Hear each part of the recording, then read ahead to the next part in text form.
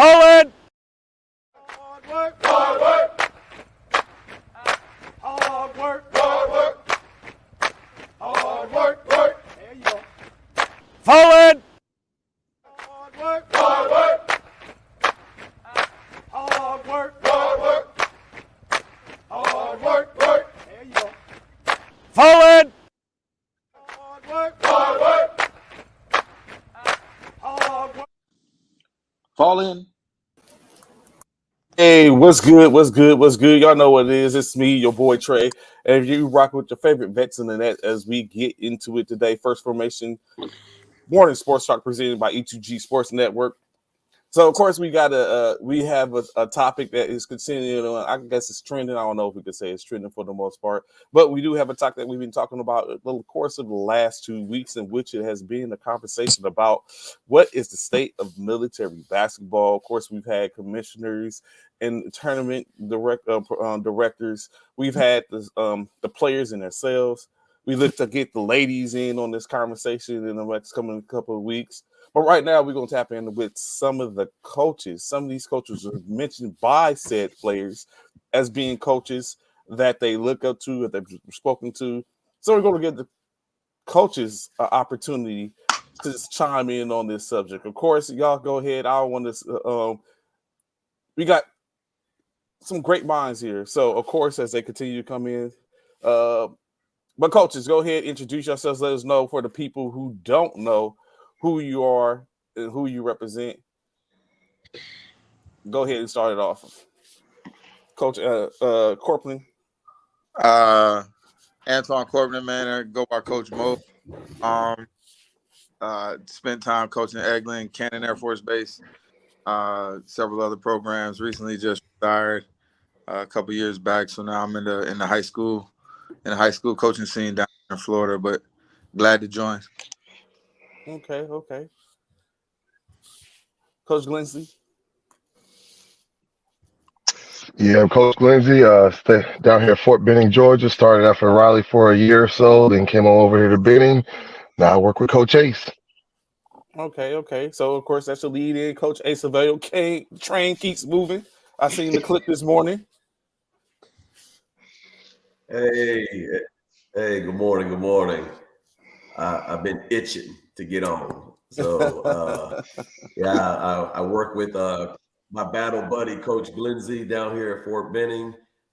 Came from Fort Carson, was there for about 8 years, then went over to Peterson for about another 2 years, and then Family Matters brought me here to the South, and been here, like I said, with Coach Glensley here for the past going on 3 years this summer. So glad to be on the show. Okay, Coach Mayon. What's the deal? Good morning, Vietnam. Coach Mayon here, coming to you from sunny El Paso, Texas. Got them West Texas military basketball. Most folks know me from the Bliss Boys, Team Bliss back in the day. Here for a great conversation today. Okay, Coach Anderson, of course, the West Coast representative. Pull up. What's going on, fam? Yes, I'm just here so hey, I'm just here so I don't get fined. And of course, we'll bring cleaning up the crew, the conference commissioner, Jason. What's good, man? What's going on? Hey, what's good, everybody? So I've been told I'm the tri-conference commissioner. So I guess that's the name, that's the nickname I've been given. So everybody knows who I am. I'm just glad to see my fellow coaches on here today, and excited. As Coach Ace said, he's been itching. He's been telling us since Monday. Make sure y'all have y'all schedules cleared on Thursday. Don't be busy on Thursday. Make sure and he let us know. Get your cup of coffee ready before we got started today. So we off and running. So of course, I see you. Okay. I see you. So I'll start off with this. The real question at hand: Nicki Minaj or Rakim? No, I'll just mess around. I just see that. I was like, yeah, they bugging. But okay, so real talk. Getting back into it, right? of course, like I said, I'm very sure that some of y'all been watching or watched over the last couple of weeks. First, we had Mr. Richardson and Mr. Myers that came in and spoke their piece and stuff like that in reference to some situation, which it all comes back to basketball, military basketball. Two different factions, two different things, a tournament, a league, said their piece in which it was seen as good dialogue. Then the players get on and the players speak their piece in reference to in-state, basically saying they just want to play. And so, of course, there was a lot of angst in what I seen being in some of the rooms and stuff like that and seeing the comments and everything like that across the board. So, from your perspective, what is the state of military basketball at this point? Anyone can chime in and tap in and start it off. Oh, well, if they're going to be quiet, I'll start. You already know me, Trey. So, I mean, I'll tell you like this. Hey, I don't waste no time. As far as I'm concerned, and I'm just speaking from my foxhole, right? I know the coaches might have a different opinion here, but military basketball right now for me is flourishing. I mean, you got tournaments around the country. You have we meaning me and Al for the NBA. We have conference play going on. I mean, March Madness is ramping up. We're coming in the home stretch of our conference play. I was just on the phone with a couple of people trying to put dot I's and cross T's for the conference tournaments coming up in April. So as far as I'm concerned, military basketball is flourishing and it is off and running. I mean, it's in a good state as far as I'm concerned. Okay, is this based off of the current state now, or is it compared to what it was like, as I said, the yesteryear, not dating anybody, but the yesteryear of back in different days, no different how we look at a different era in the NBA compared to the current era in the NBA. So is that based off of that or just in general when you look at it? No, I would say it's back. I mean, we all know everybody on this call for the most part has either been in a long time or did a long time or was in back when military pre 9/11. Okay. When military basketball was great back in like the 80s and 90s and all that, and it was what it was, and it kind of due to mission and deployments and everything, it really fell off in the early 2000s, in my opinion, based off of the Iraq War and Afghanistan and everything, and it was a struggle. And with all that, that was where Mike Richardson, he's been running his tournament for about 10 years now, and all the other tournaments have been going. Capital Classic has been going strong, 25 plus, and then with the NBA in the last 5 years, it's back. That's what I'm saying. As a whole, I feel military basketball is back on the map in general. That's compared to where it was 10 years ago during the Iraq wars and, where it was before that, like back in the days when All Army Camp was held at Presidio in California. Okay. So anyone else have a different outtake or same outtake? Let me hear someone else tap in so we can get everyone's perspective.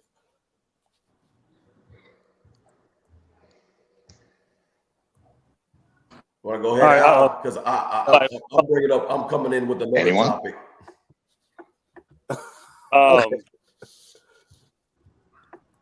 I'll say that military basketball it never left. It just changed. Okay. I think that's the biggest misconception going around right now is that military basketball took a dive or whatever. They didn't. It's changed. Fundings went away. People have to do things, be innovative to get teams going and playing and players playing. And so it's just changed. And if it's going to survive and stay relevant, we have to change. And some of that we may not like because we're comfortable with it. So that's the answer. My answer is it's alive and going. It just look different. And there's nothing wrong with that. Okay. Any other coaches? I know Coach XFA is waiting for another topic. So any other to chime in a reference, or does everyone concur with Jason and Coach Mayon that this is what it is? It's back. It's better. I mean, I ain't gonna say better than ever, but it's back. It's flourishing again. And Coach Mayon just said basically it's about to change, and which sometimes people aren't ready for the change. And then now that the flourishing came with the change, so it's Coach Corcoran, Coach Glensley, y'all all in agreement. Coach Anderson. I'm kind of like Mason. I'm one of the babies that Jason was talking about. I came in the 2000s.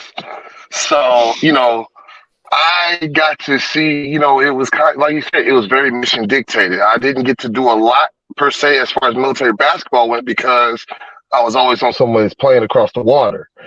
And you would hear about these tournaments, these plays, these things going on. I think Vegas was a big one back in the day.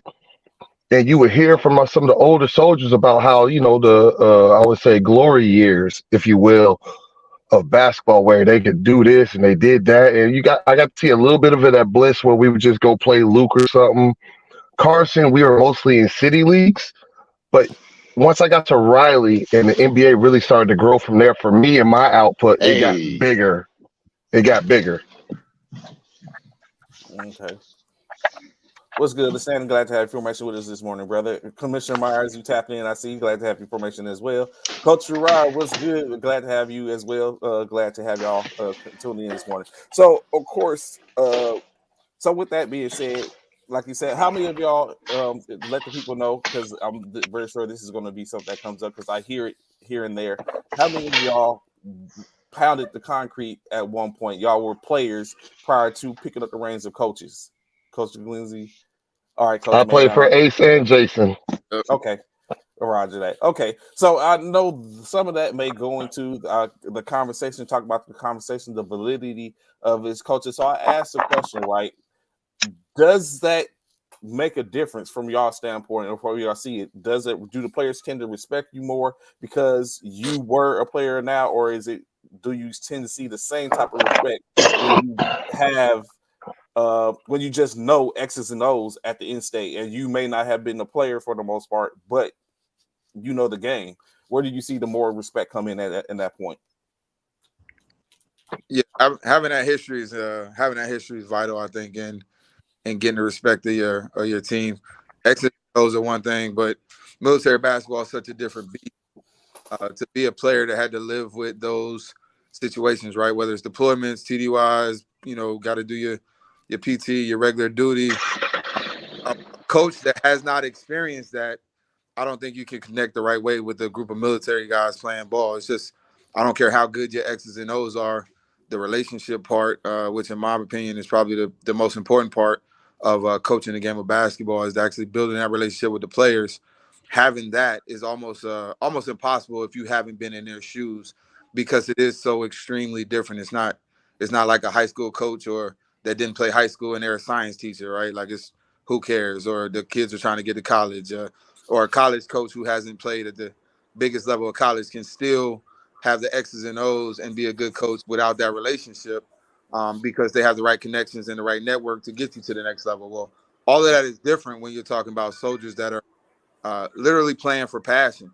99% of the soldiers that play military basketball have either already played their college ball, or the others will not. 99% will not get looked at and picked up off of military basketball. So they're playing for passion, and there's so many limb facts that come in playing military basketball that, as a coach, if you can't talk to those, if you can't be empathetic to those, you have a hard time unifying your team and having any level of success. So I think if you haven't played military basketball and you're coaching military basketball, it's got to be an uphill battle.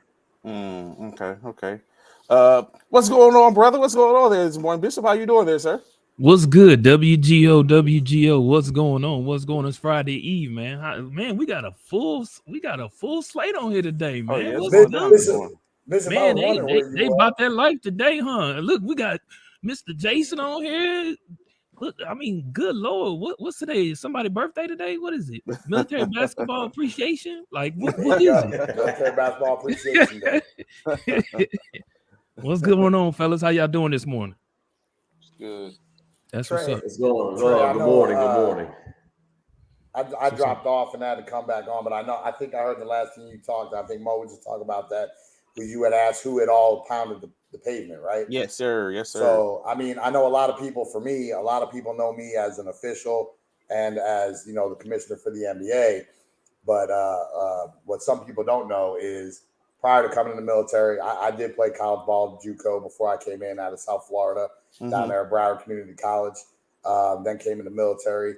I did do a stint at All Army in '96 with a couple of the guys out there. So went over to Europe. I had a chance to play pro ball in the Bundesliga for 4 years. Came back, played semi-pro ball in DC. So as a ball player, an official, a coach, because I did coach at Fort Riley for a little while, I try to see everything and do see everything from all three levels. And it's definitely different. It's definitely different from all three. So in what way could y'all expound to that and let us know from us? You know what I'm saying? Like I sit up and picked up a stint of coaching when I had a minor league basketball team, and it could be, and some of those players were players from here, from Fort Polk, and then some of them was other players. So I know what I had to deal with in the catch. But for y'all who, like you said, the three levels, what are the differences in the three levels for you, or what are some of the things that what y'all seeing, and I maybe won't be able to tie it back into the conversation. Well, for me, what I was saying when I speak to three levels, I'm talking as a player, as a coach, Okay. and as an official. Okay. And I'll tell you this, for that, the one similarity across the board there is personalities. And I think that's a big thing when you're dealing with on any level. As a player, you're going to deal with personalities with your coaches and with your other players on the team. As an official, you're dealing with personalities as far as, again, the coach and the players on the court. And then as a coach, you have to manage those personalities, in my opinion, with your players. You might have to handle different players different ways based off of their personalities. You can be harder on other players than you can on some. And again, that's just my opinion. You got to find the buttons to push to make them go. Okay. Yeah, I wholeheartedly agree. That's kind of the vein that I was saying. But I think that having those three levels, most of us I think have had that as well. Our coach played and called for about 14 years as well. So we all have that experience, and I think that's what makes us unique when it comes to coaching military basketball, because we have the ability to I don't think coaching primarily is about unification of personalities as much as it is about building a team personality. And so because we have that experience, we can talk to players and help them see things that they don't understand. You can help players deal with referees better when you can explain in depth and with accuracy as to what a referee's job is, what they're doing, what they're seeing. The same thing goes as a coach. I can develop a system that is effective for my team because I knew what I could do as a player. And I also know that as a player, what kind of freedom I want, what kind of leeway, what kind of creativity I want to be allowed to have within the system, right? So I don't have a rigid system as a coach that go do this, go do that, where it affects the players negatively. And then again, as a player in the military realm, I understand what it means to work, 7-day, 12-hour shifts and still have to deal with practice. And so I now know what the players are going through, so I can schedule my practices better. I can do things, make it more beneficial for them and their families because I've been in their shoes, right? So I think the importance of having those levels and being on the sideline in military basketball, I think it is uniquely different. And I do believe now that I'm in a high school coaching realm out here, I'm interacting with high school coaches, college coaches. The one thing I see, regardless of what my win-loss record will ever show, I wholeheartedly believe I'm going to be a better damn coach than every one of them, because there's things that they don't have, that experiences they don't have, that they can't relate in the same manner as we do to players when it deals with the military. Bishop, I was just sitting here thinking, man, can you imagine if we had tried to be a part of military basketball? Like I seen the clip this morning from Coach Acevedo, and they was getting it in like 6:30 or 5:30 in the morning, man. Do you know what that would have been like for us? Like that's just an hour before that, I was going and get the keys to open the facility up. Like it would have been no way possible. But I mean, that type of stuff goes down, I guess. Hey, so Trey, I know I fell off. I just want to add one thing to that. Yes, sir. Question. So one thing I do, because I used to play, and I actually played up until 2011, and I joined in '92. So go figure. And I still do it today, especially when I have a new team. I lace my shoes up and go show them that I know what I'm talking about. Exactly. Sometimes you got to do that. Sometimes you got to do that. Exactly. Yeah. No, you did not just say that, Bishop. If I have guys doubting if I know what I'm talking about, after those steps where I go and play, I don't have any more problems. Okay. So it's very vital, I think, especially for basketball, guys know your credibility especially new guys. And your credibility is either you know what they know how, or they see you. So some coaches, they just want guys to show up and respect them because of what they've done. You got to, I think Mo said, you got to find a way to connect them, and you connect them in different ways, and each one is different. But that's been my most successful way to get the guys to buy in, is to show them I know what I'm talking about. So with that, Go ahead, real Jason. quick, I want to ask all the coaches this real quick. So with that being said, being coaches, commissioners, founders of all of these orgs and things of that nature, who has more of the advantage? A coach who has basketball experience, and when I say basketball experience, who's actually been on the court, who's played organized basketball, compared to a coach who's just been a coach, who's coached for years but may have never actually played the sport themselves. In the military realm, if you're talking, with what we're talking about, in the military realm, the coach who's played has the advantage, because you got to remember, military basketball is so unique, right? There is no vetting process or hiring process for the coach that is about to coach at Cannon Air Force Base to replace the kid that replaced me. There's no vetting process, right? So you literally, it is probably one of the hardest, most demanding, and most underappreciated voluntary opportunities that you have as a military basketball coach. So now when you walk into the gym, you see this dude you ain't never seen before. The athletic director don't care whether he can hoop. He don't care whether he knows what he's talking about. He doesn't care that he's got 20 years of coaching experience or he's ever played. He doesn't care. There's no process to vet it. So as a coach, when I walk into a gym and I go to say I'm holding tryouts or whatever case may be, when people walk into the gym and they like, man, I remember you from Air Force. I remember you from Korea. Like, I heard the stories of you. Like, oh, you instantly have a credibility. There's instant advantage. Now, there's going to be some difficulties and conflict with that. Like, oh, well, you think you're such and such. You're going to have that. But you have the advantage because the kids know, I call them kids, the soldiers know, the airmen know instantly, hey, man, this dude can go. So at least I'm going to give him a shot, right? If I never seen you play, and I know that nobody's vetted to see how good you are as a coach, when I walk in the gym, the first thing I'm thinking is, who is this dude? Like, so there's a wall up. So you got an advantage if you played, especially if you played, like Jason was talking about, at the all Army levels, the U safety, back when it was before it was the CT Air North. You played at those high levels where your name has rung out amongst military basketball for the duration of your time.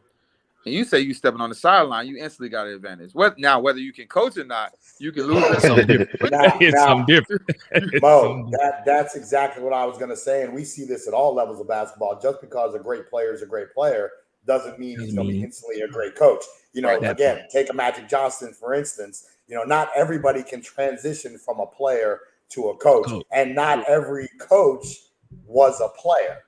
So you have it on both sides. But I do agree with Mo. The advantage definitely goes to if you were on the court, you played the game, and especially like you said, if people know who you are, know who you were, you'll get it. But going back to what Al said, and Jamal will tell you, because he was here when I was coaching Fort Riley, and Jamal was here when I was still playing.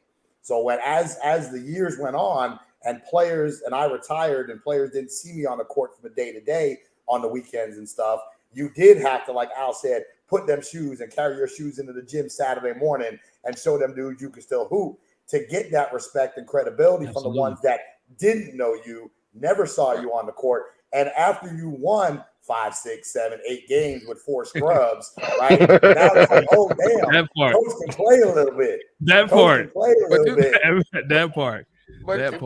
But yeah, but that's gonna be. But I agree with you too, Jason. But like, as far as reference Magic Johnson thing, like, that's exactly the example I was saying, right? The vetting process for the other levels is what makes it different. Now, the Lakers absolutely failed in vetting Magic Johnson to be a coach, right? The system failed in that vetting, but there is a process.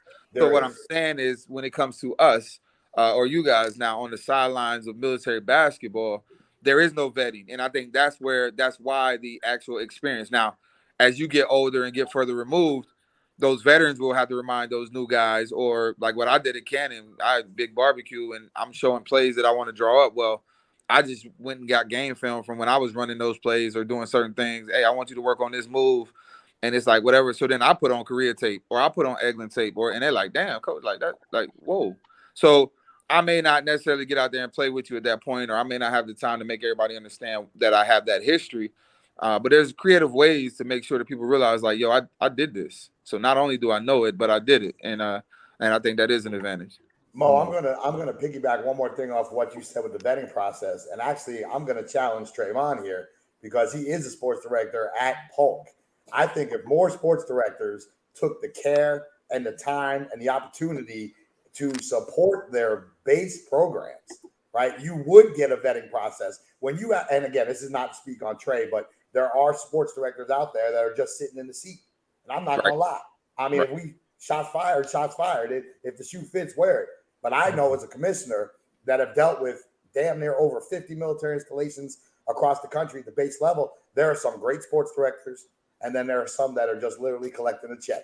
They don't want nothing to do with varsity basketball. They don't even, half of them didn't even know they had a team because the team was doing it on their own. I mean, let's just be real. You know, but that's where we go back, and I don't want to keep because I know I don't want to take. Oh, you good? Go ahead. But we got time. I'll pull in nudges here and there.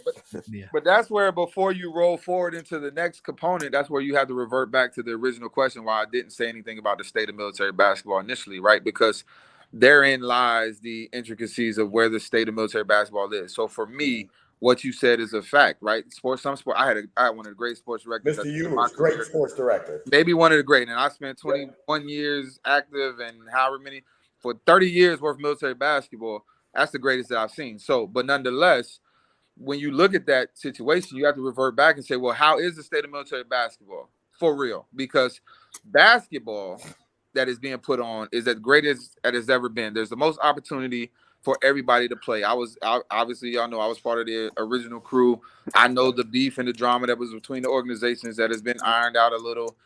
The reality is, no matter what's going on, you can hoop anywhere, and you couldn't do that back in the day. There's 1,000 opportunities to play.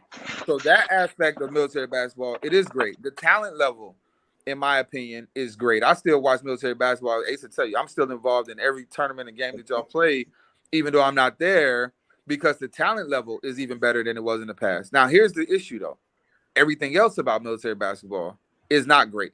The sports directors are not as involved. The funding is terrible. The availability of facilities is awful. So when you ask the question, that's why I really was anxious to get here.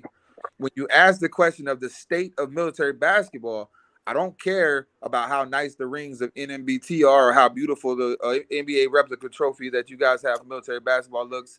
That is a small fraction of the state of military basketball. That's like makeup. I think that's what I was saying. It's a lot more than just my bad, Al. But no, Mo. Ain't nobody can. That's the only words to give the state of military basketball is what Mo said. That's exactly right. No matter whatever anybody says, if the services and the sports directors don't support this, it will look like it looks right now. He hit it right on the head. Yeah, you do. You have a great product on the floor, and I love it. It's beautiful, right? I mean, being at the first NBA Finals all the way to the, I missed the last one. My father passed, but being all the way to the one before that, it's been great. The growth has been great.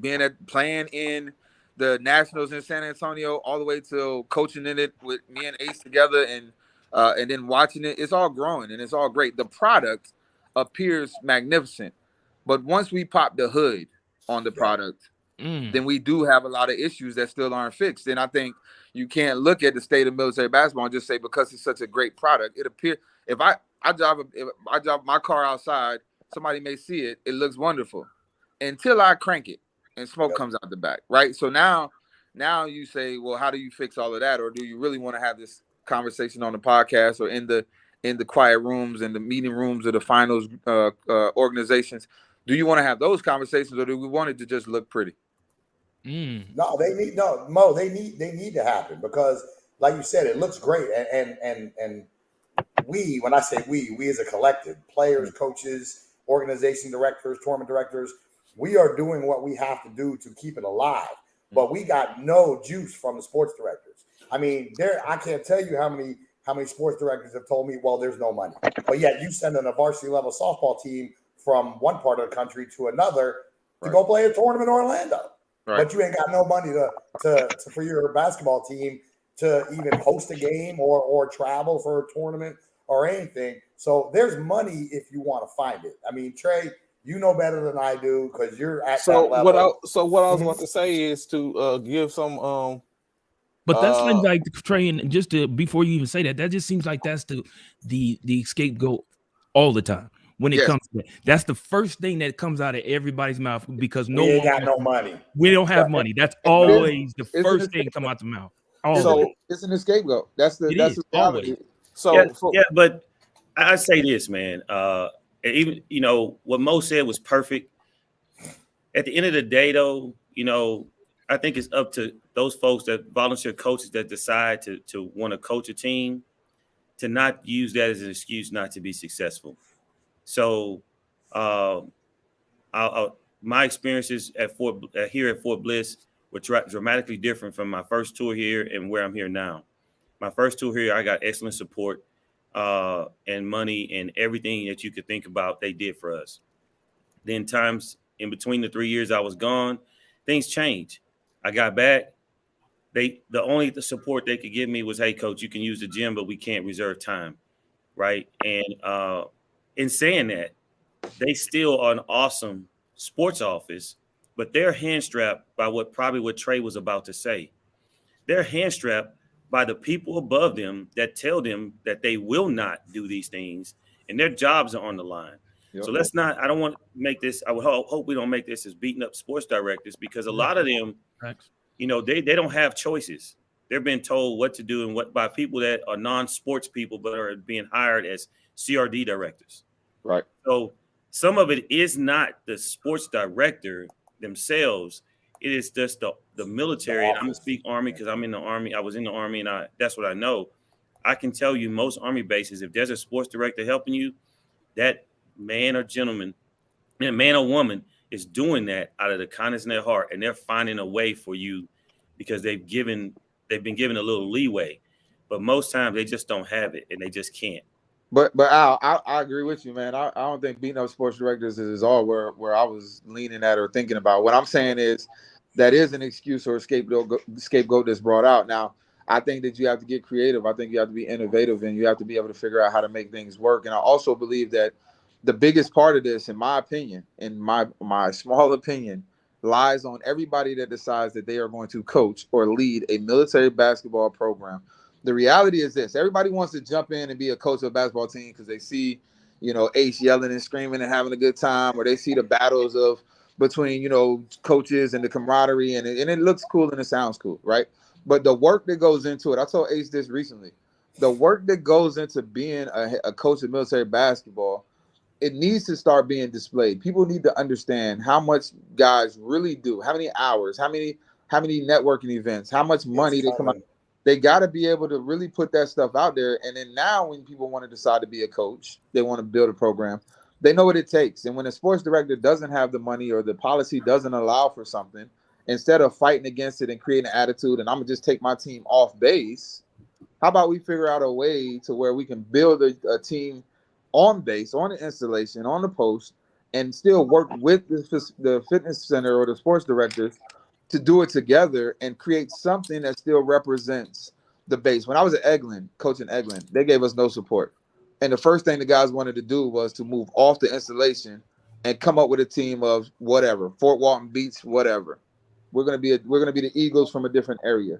But I refused to take the flag of the base off because in my mind, we were going to create a program, however we could do it, still connected to the base. And then the base at some point would desire to absorb that program. And that's what happened.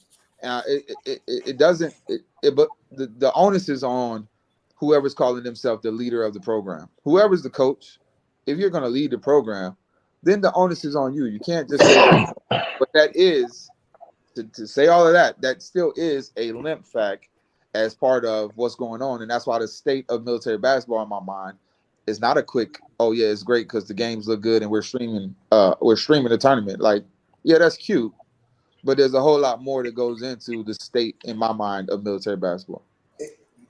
Mo, I was gonna say it's definitely a two-way street.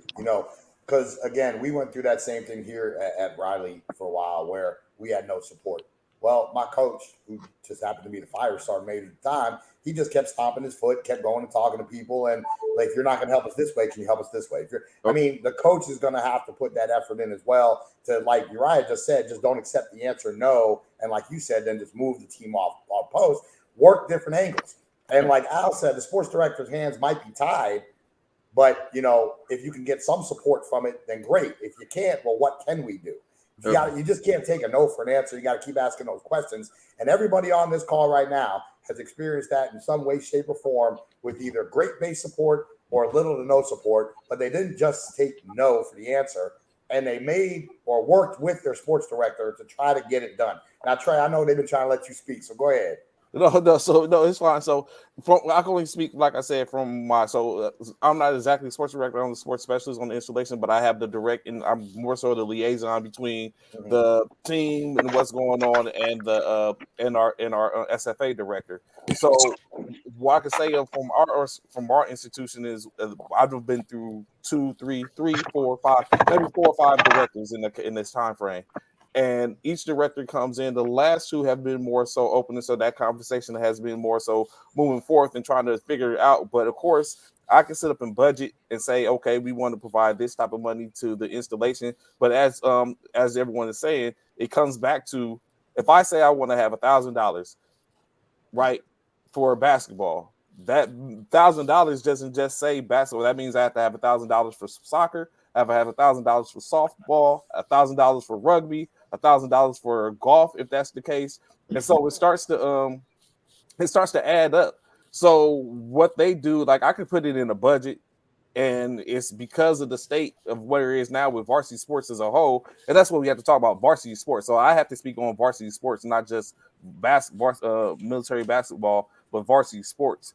When it comes down to it, they look at it and be like, okay, is this money that we need to go forth and spend on this echelon or this community, when that can be $5,000 that's going out to help out the installation or provide something to bring toward the installation. So that's one of the things that happen. But you do have some organizations or some installations that are willing to go ahead and do that. And so that's where it lies at. I know I seen Tyrone ask that question. Do you feel that see that across the board in the Army and the Marines, Air Force, and Navy? Or is it just from the military standpoint? So what we do, and which Coach Uriah spoke about it before in reference to after the MLK, is we provide something like Claiborne talked about. Trey, you got my balls yet? That's part of us providing. That's a way. So you know what I'm saying? We provide. We have to get together to coordinate gym time. To us, that means the gym, most likely the time in which they use the gym is not going to be a time in which the gym is open for them to be able to run. And of course, during the same time, you got people. So that means now man hours, even man hours that they pay, or man hours that I volunteer, or I get someone else to volunteer to come sit there while to open the gym. So it becomes that almost like in-kind contribution and stuff like that. And it's a work in progress. I know from on Fort Polk and while I'm here. So, and like I said, it's two levels above me. Well, 3 technically, because there's a supervisor, sports specialist, my SFA director, and then our BRD, or our business and recreation director, who all, and then the MWR director, and then above him, the colonel, the garrison commander, and then above him, the camera. So it's levels to it, like we said, to where people need to buy into it. But like Coach Rice said, if you get the buy-in, that's what you get. Currently on Fort Polk, I'm not sure how much of a buy-in is. And I tell them, I was like, attack from every angle. I was like, hit the garrison sergeant major, the installation sergeant major. If you got officers that's on the team, hey, have them hit. Or you know what I'm saying? It needs to be like a village that's like, hey, hitting the people, because it comes down and then it starts to be, because if they say we want to spend this money, then most likely is for the MWR to be like, okay, this is how we make it happen. And if you can't do it that way, just like Coach Mo was saying, hey, it might need a buy-in. Before I start working with NWR, when I learned about the NBA, I was like, hey, let me find out what's going on. Let me get with these individuals and see what's popping. And then I wasn't even I was just trying to see how to put something together. And so it was it was a whole, and I got the information. I took the information. I started learning, and then I started working for MWR. So I continued to pound the concrete and say, hey, how do we get this? Because I don't think it's a bad thing. And then sometimes but I told some people, we might have a buy-in. We might have to foot the bill prior to. And so when you get talking that type of stuff, some people ain't with that. They're not trying to, so that's not the contribution they want to do. They just want to show up and hoop in some instances, in which we're going to get into some point. Go ahead, Jason. I was going to say the one thing that I'm going to go back to this. The one thing that bothers me the most, though, is when, like I said, you see a soccer or a softball team at the quote-unquote varsity level being sent places, but then your basketball team can't get no support. That's all I say about that. And to go back to what you were saying about hitting the Garrison Sergeant Major and the commander, I know for right now, and I'll give you a team that's an example, and Danny Garrison's probably out there, so Scott Air Force Base. Last year and years past, there's been a struggle for them to even make it to conference games, okay? This year, I've noticed on their roster is their wing commander. Their wing commander actually is on their roster and plays ball, and Scott Air Force Base this year has gone out to Veterans Day in Colorado Springs and has gone out to here or there. So I just don't know if that's the reason, but support helps. It comes with the interest level. Honestly, you do. Yep. Like here on Fort Polk, we have one gym to play basketball in. There's 5 gyms, but there's one gym to play basketball in. And I think Commissioner Meyer said it before. Now you have it because the mission has changed. First thing we talked about mission. The mission's changed. So what the mission comes with a certain type of fitness. Basketball may not be considered that type of fitness. So it's more Nautilus machines and hammer strengths and all that type of stuff that are on the floors on tarps as opposed to basketball courts that are able to run. So real quick, I know Coach don't get me started about a $2 million building that was built and then you put fake grass over the basketball courts. Don't even get me started on that. But all right, Jason, don't get started. Let it go. Jonathan, Coach Morgan, Coach Daniels, I know y'all popping into the stream. How y'all doing this morning, gentlemen? Doing good, man. Doing good, Trey. All right. So, of course, like you know what I'm saying, moving into onto another topic, right? What could y'all say, or what would y'all be willing to speak on in reference to the competition aspect of it? When we're talking about even one teams linking up or teams not being able to link up or things, what can y'all say to that from a coaching standpoint where we get into the conversation of the competitive process? As I know, if y'all paid attention and heard some of the players, they spoke to it. Some are like, we just want to play. Others are more so like, you know what I'm saying, they want to compete with what they have, stay in that that vein of being loyal to who you came up with or who you running with. What do y'all say to that? I'll go first because I might not have as much time as you gentlemen. I'll just say this. The way I've always looked at military basketball is at the purest level. And what that means is the guys on my base are going to go play Coach Mo and his guys. And it's just that simple. And it's the guys on my base to wear a uniform is going to play Coach Mo and his guys to wear uniforms. Now, throughout the years, we've expanded. We've allowed, dependents and DOD civilians, and we have these IARR, and we have all these other exceptions that have, I don't want to say infiltrated, if that's the right word, that has become a part of military basketball. But at the core, from my point of view, as someone that's been doing this since the early 90s, that's the core of military basketball. And I feel like as a coach, the art of coaching is going into a gym, standing there, looking at the individuals that you see on your yard, that you see come in and play on Saturdays, that you see come in on Tuesdays and Thursdays, and taking that group and that core and building from there. That to me, that's the art of coaching. When you might not have all the bullets in your gun, but you're like, okay, how can we go win games? We're undersized. I might not have the guard play. I might not have the big man play. We might not be a good shooting team. Because everybody on here is coach, know exactly what I'm talking about, right? But how can I come up with a scheme? How can I come up with a system so we can still be successful? My point of view, that is the art of coaching. It's coaching versus recruiting. Now, I know enough people. I've been around long enough. I can do that recruiting thing too, as I'm sure everybody else could here too. And I'm pretty sure I could put together a hell of a team and go to any tournament.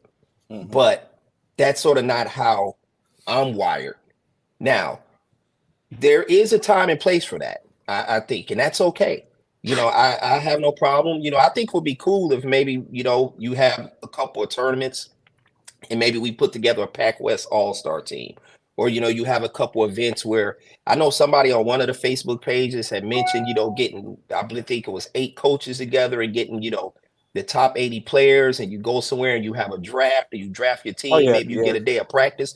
See, now interesting enough, that's my idea. I sit up and been trying to work some in the background. So yeah, but yeah, I completely understand. Yes, that's cool to me, right? So nobody is completely against that, but also at the same time, military basketball, this is my opinion, isn't about getting together 4 or 5 all services players from one branch, adding another 2 from another branch, throw a couple of DoD civilians, and build these super teams to compete against normal base built teams, if that makes sense. Like I said, there's a time and place for that, but if it was up to me, every airman, soldier, seaman, Marine will play on their varsity post teams, because that's important, because your better players can help that program too. They help a program build. When I first took over for Luke, it was a blessing for me to have a Cedric Whitaker and an Ollie Bradley, that allowed me to coach them, and that helped our program build, because players are going to flock to those guys, and those guys can help your program in so many ways. So when I see all these, big time players in the military, I don't think they realize the influence that they have in their own backyard and how they can help their local programs really excel. And then you'll still have time to do that other thing, when you want to go and get together with your boys that maybe you play college ball with, or, a couple of cats from other branches that you played all services with. And, every now and then y'all want to get together and go and hoop. That's cool too. I completely get that. But there's a time and place for that. But I don't think what shouldn't be lost is the fundamental basis of what military basketball is. And that has always been, in my point of view, my base against Al's base, against Ace's base. That's what military basketball is about. And now we have guys that's, been in the military for, a couple of days putting their spin on it. And young fella, no offense, but that's not it. Mic drop. All right. Very eloquently said. Yes, Coach Morgan, you haven't said anything before I go. You got something on that? I concur with everything that Coach Parrish said. To me, Coach Parrish out there, Luke, I concur with what he just said. Because to me, when you are coaching at an installation, whether you're Army, Air Force, Marine, Navy, it doesn't matter. You are building your quote unquote super team is the group of guys at your installation, right? So we all, like what we do, and I'm sure some of the other coaches are similar in what they do. We go out and we run our tryouts, right? We'll run tryouts for 2 or 3 weeks. We'll have our roster pretty much, the core of it set by Labor Day weekend, and we're rocking and rolling with that group for the rest of the season, right? So we're going to go through our regular season in hopes of building up for the postseason. Now, we all know that there are open tournaments out there like the Capital Classic, like, Joe Hall, where you can take whatever roster that you want to take there.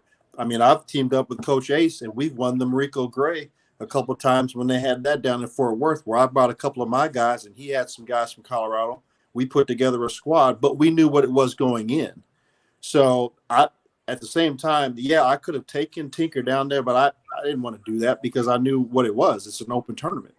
So to me, and in my opinion, and in, like you said, doing this for years, I would rather take my team to tournaments where I know I'm playing other pure teams. And when it comes to the postseason, when I go to a postseason tournament, I want to play other pure teams. I don't want to see your all-stars.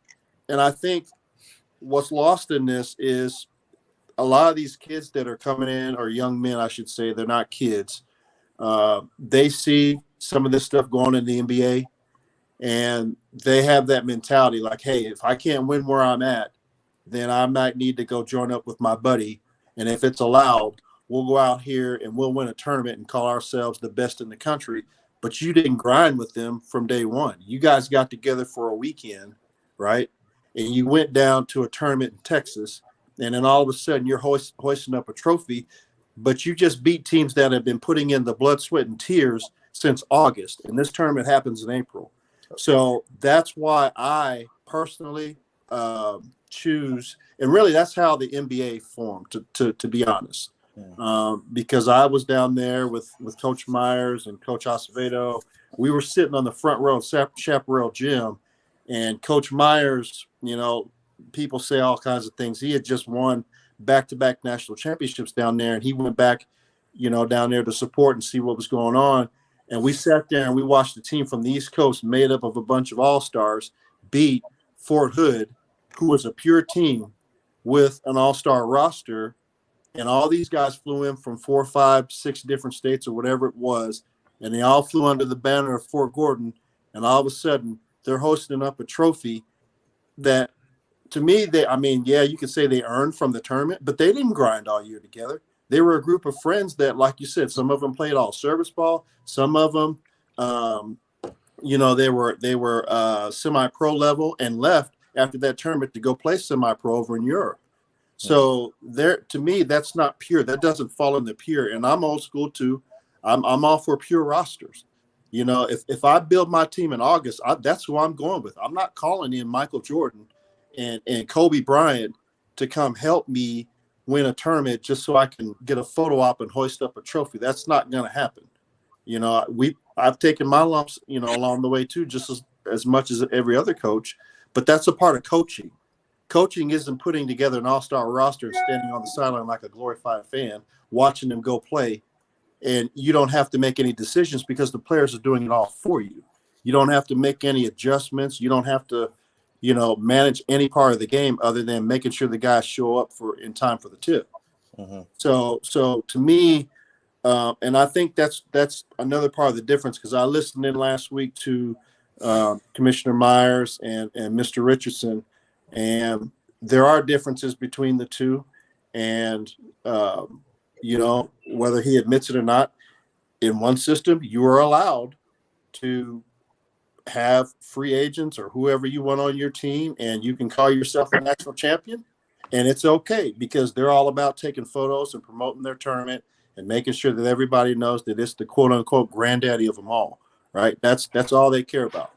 So in the NBA model, it's all about, hey, we want to see the best teams that have grinded all year long with their pure rosters that they have recruited, that they have trained and developed. See, that's another thing that I think that's lost in this, is that even as a coach, you're developing players. One of the greatest joys I've ever had is taking a player that's raw, that may or may not made his high school team, and he comes into the gym and tries out for the base team, and maybe he's talented, as all get up, but maybe his skills aren't refined.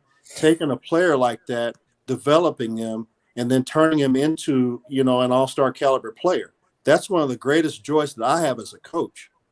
And it's great to have, an all forces person show up on your roster, because that's one person that you don't have to, teach some of the basics to. But one of the greatest joys that I've ever experienced as a coach, no lie, is taking somebody who's raw, and developing them and turning them into a productive player for my team. There's more pride in that. There's more joy in that. In any championship or any games that I went out of that, there's more joy in that than me putting together some all-star squad and then going around beating people and then jumping on social media talking trash. Like, you've been doing something all year. You know what I'm saying? That means nothing to me. That means literally zero to me. So that's part of the reason why, the NBA was formed, was we wanted to play pure teams to play other pure teams, and to provide a path for pure teams to play to see who the best pure team is. You know what I'm saying? So I'll stop, because I can go on. I like to. Morgan brought up a good point, and about competition. And most of you guys know this guy, and he'll probably be mad I'm gonna say it, but I'm gonna say it anyways. Anthony Dixon. He go by Delonte. He plays at Fort Worth now. He showed up here at Fort Bliss after we won a national championship down at the NMBT. And for 2 years, he was a bench player. But he kept grinding and practicing and developing. And last year, he was an all-star. And all you know him, he'll drop 30 on you in a heartbeat. And that's what Morgan is talking about. And that's what, I came up in the Army, and I know I'm old as hell, but I came up in that we joined our base team, and there was nobody else but soldiers on that team at Fort Sill. No civilians, no dependents, no veterans, nothing else. And there was great pride in that. And so when I started coaching here at Fort Bliss, then I coached in Baumholder and I coached in Korea, and I came back to Fort Bliss. That's all I do. I have right now on my base, I could probably bring some dependents or some ID card holders. I mean, some civilians. DOD civilians that would rival most teams we've ever seen. I politely turn them around. I let them come practice with us every other Saturday to make us better, but I don't add them to my roster because that's not how I roll. Now, have I been to tournaments that I have brought teams like that? Yes, because the tournament allowed it. But when we started in the NBA and I joined the Central, I didn't have those guys on those teams. So I just want us to make sure we focus on open tournaments are open tournaments. Yep. And there's a time and a place for that.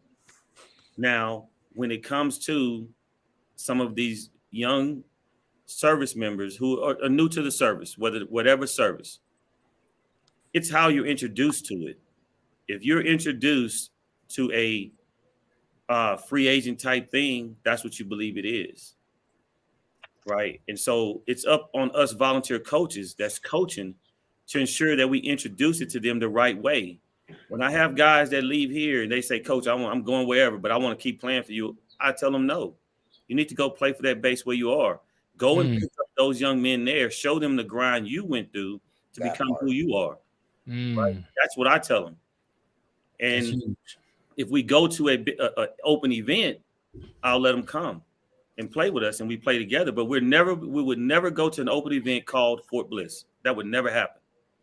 Because so basically, what it sounds like, what all the coaches are saying is basically know the rules and basically play within the platform and what is available to you. Quit trying to complete super teams, as we gonna call them super teams, to go participate in these tournaments and try in hopes to bring home hardware because you put together a so-called super team.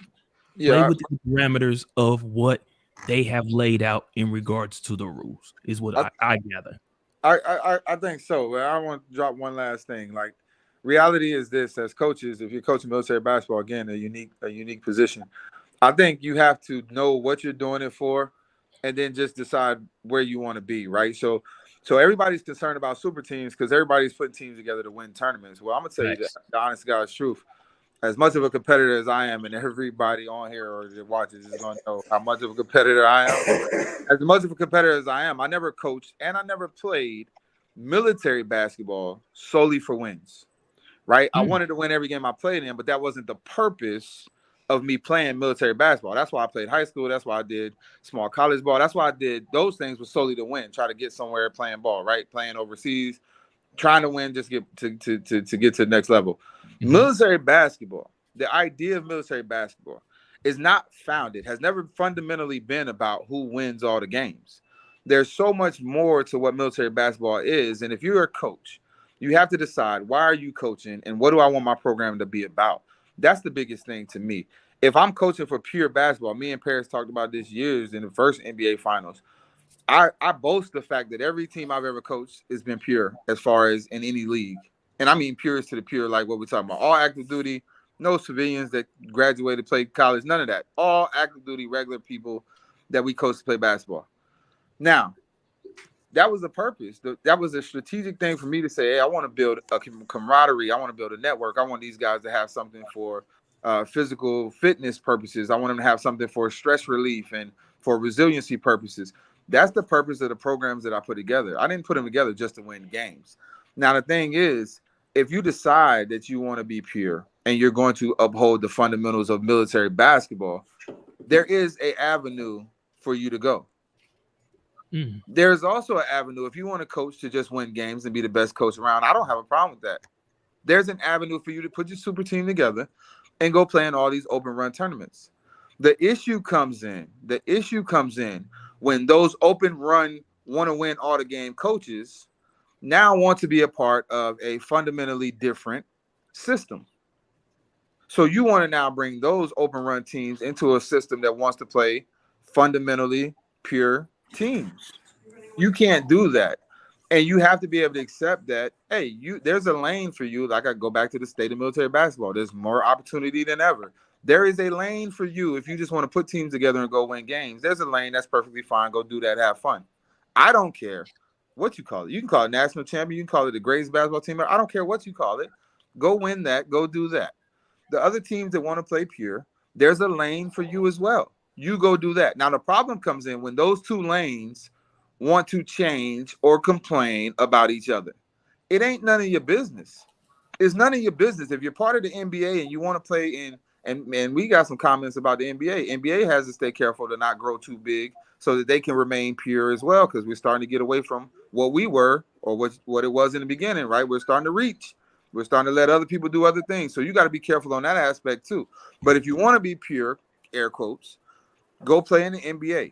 If you want to be able to put a super team together, go play in all the open run tournaments.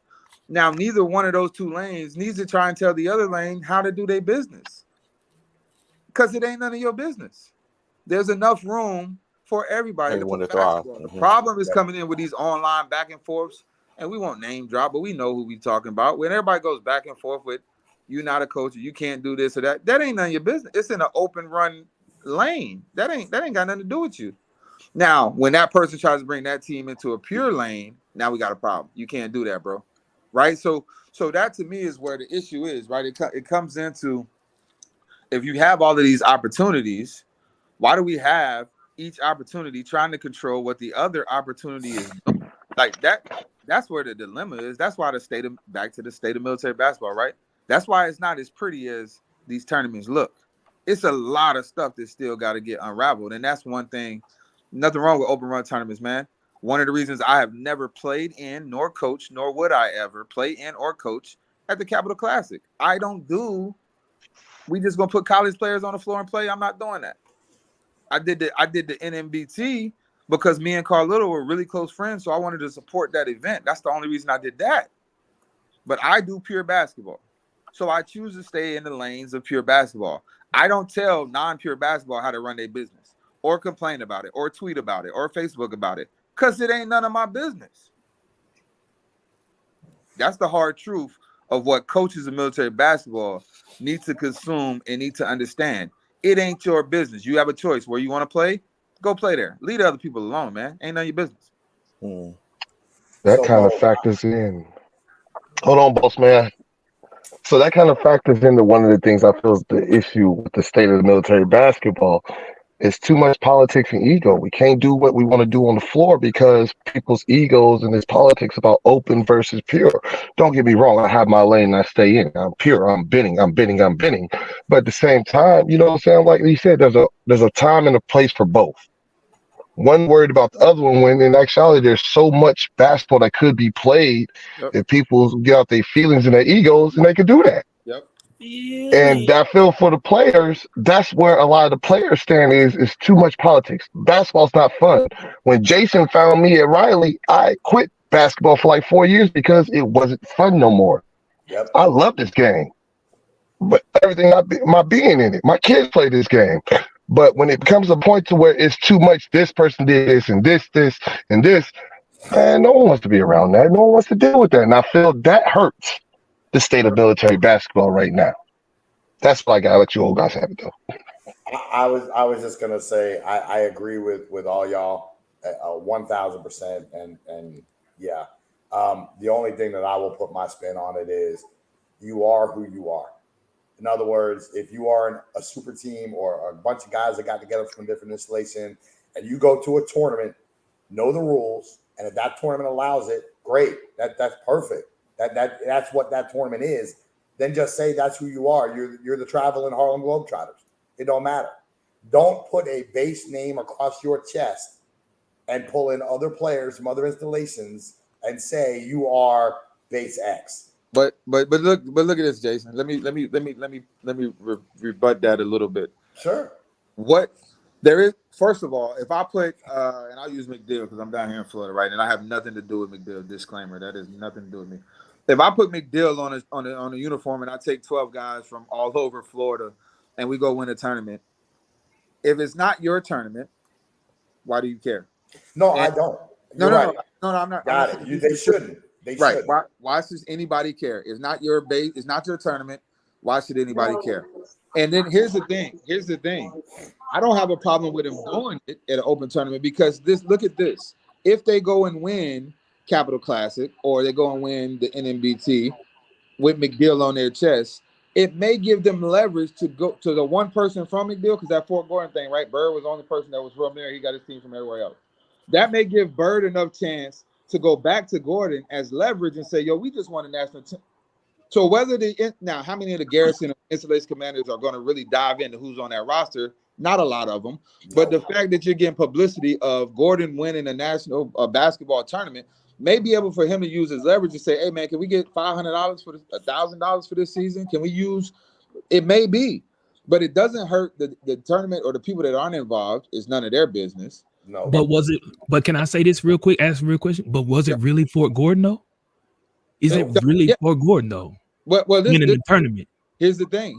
Okay. I'm listening. To answer that, yes, it was Fort Gordon as far as Fort Gordon, the representative as the coach, being tied to Fort Gordon. It would authorize him to use the name. But the team. I get what you're saying. But they just do it. That part. Yeah, okay, go ahead. Well, this is the thing. There is no authorization from Fort Gordon as far as if you're saying that he asked for to use the name. I seriously doubt he did. However, did Fort Gordon give him any support or any use or any assistance? I absolutely doubt they did that as well. Probably didn't. So for me, right, for us sitting here saying, but is it we're not Fort Gordon Garrison, so should we care? Now, if the Garrison comes back and says, or if the wing commander comes back and says, hey, wait a minute, man, this ain't canon. I didn't authorize this. If I'm the canon coach, I got to now deal with the commander and be like, hey, man, I used the name unauthorized or whatever, and I got to deal with that, right? But we sitting here saying, but is he Fort Gordon? But am I Fort Gordon? Like, do I care? Do I care if somebody else uses another installation's name that I'm not tied to, I'm not associated with, and I'm not under the control of? Why do I care? But doesn't that hurt the integrity of the tournament, though? So Mo, to what you said about I get you what you're saying, but that should be a concern of the tournament director. I get it. There you go. Now I'm the tournament director, and I say, hey, wait a minute, bro. Like you ain't got Fort Gordon. I can't let you come in here under Fort Gordon. You need to change the name to the Eagles or whatever the hell. You need to change the name because y'all not a Fort Gordon team.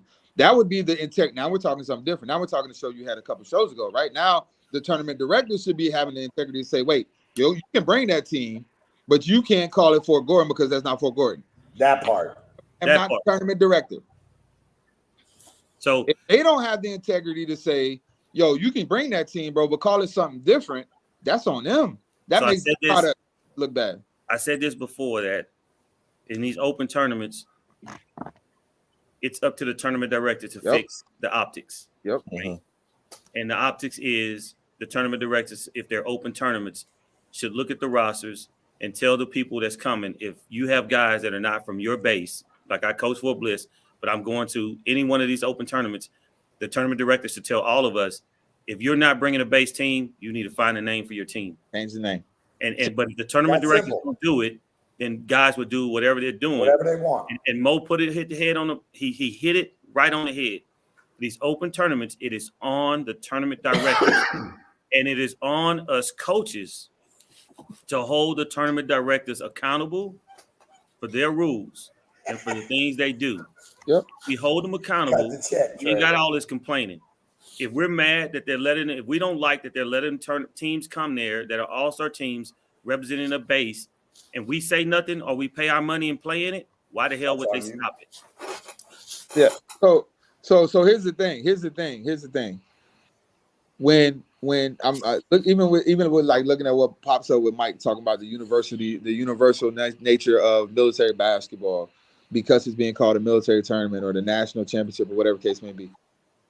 There is only an association to things when we give them power by we pay attention to things that we don't control or we're not a part of, we're not vested in. So yes, like we say, the tournament director needs to decide, the integrity of your product. You don't need to let them call themselves McDill because you know that's not McDill Air Force Base. That's one level. The second level is if I'm not part of that tournament, it's not my tournament. I'm not part of that lane. I don't care what they're doing in the Cavalry.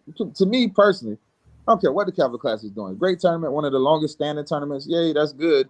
I would never. I don't care. I'm not involved in that. I'm not invested in that. So now when something's posted and I read all of this nonsense going on the social media, I'm thinking half the people commenting on there wasn't even there. I don't get that. I don't understand that. Like, why is it an issue?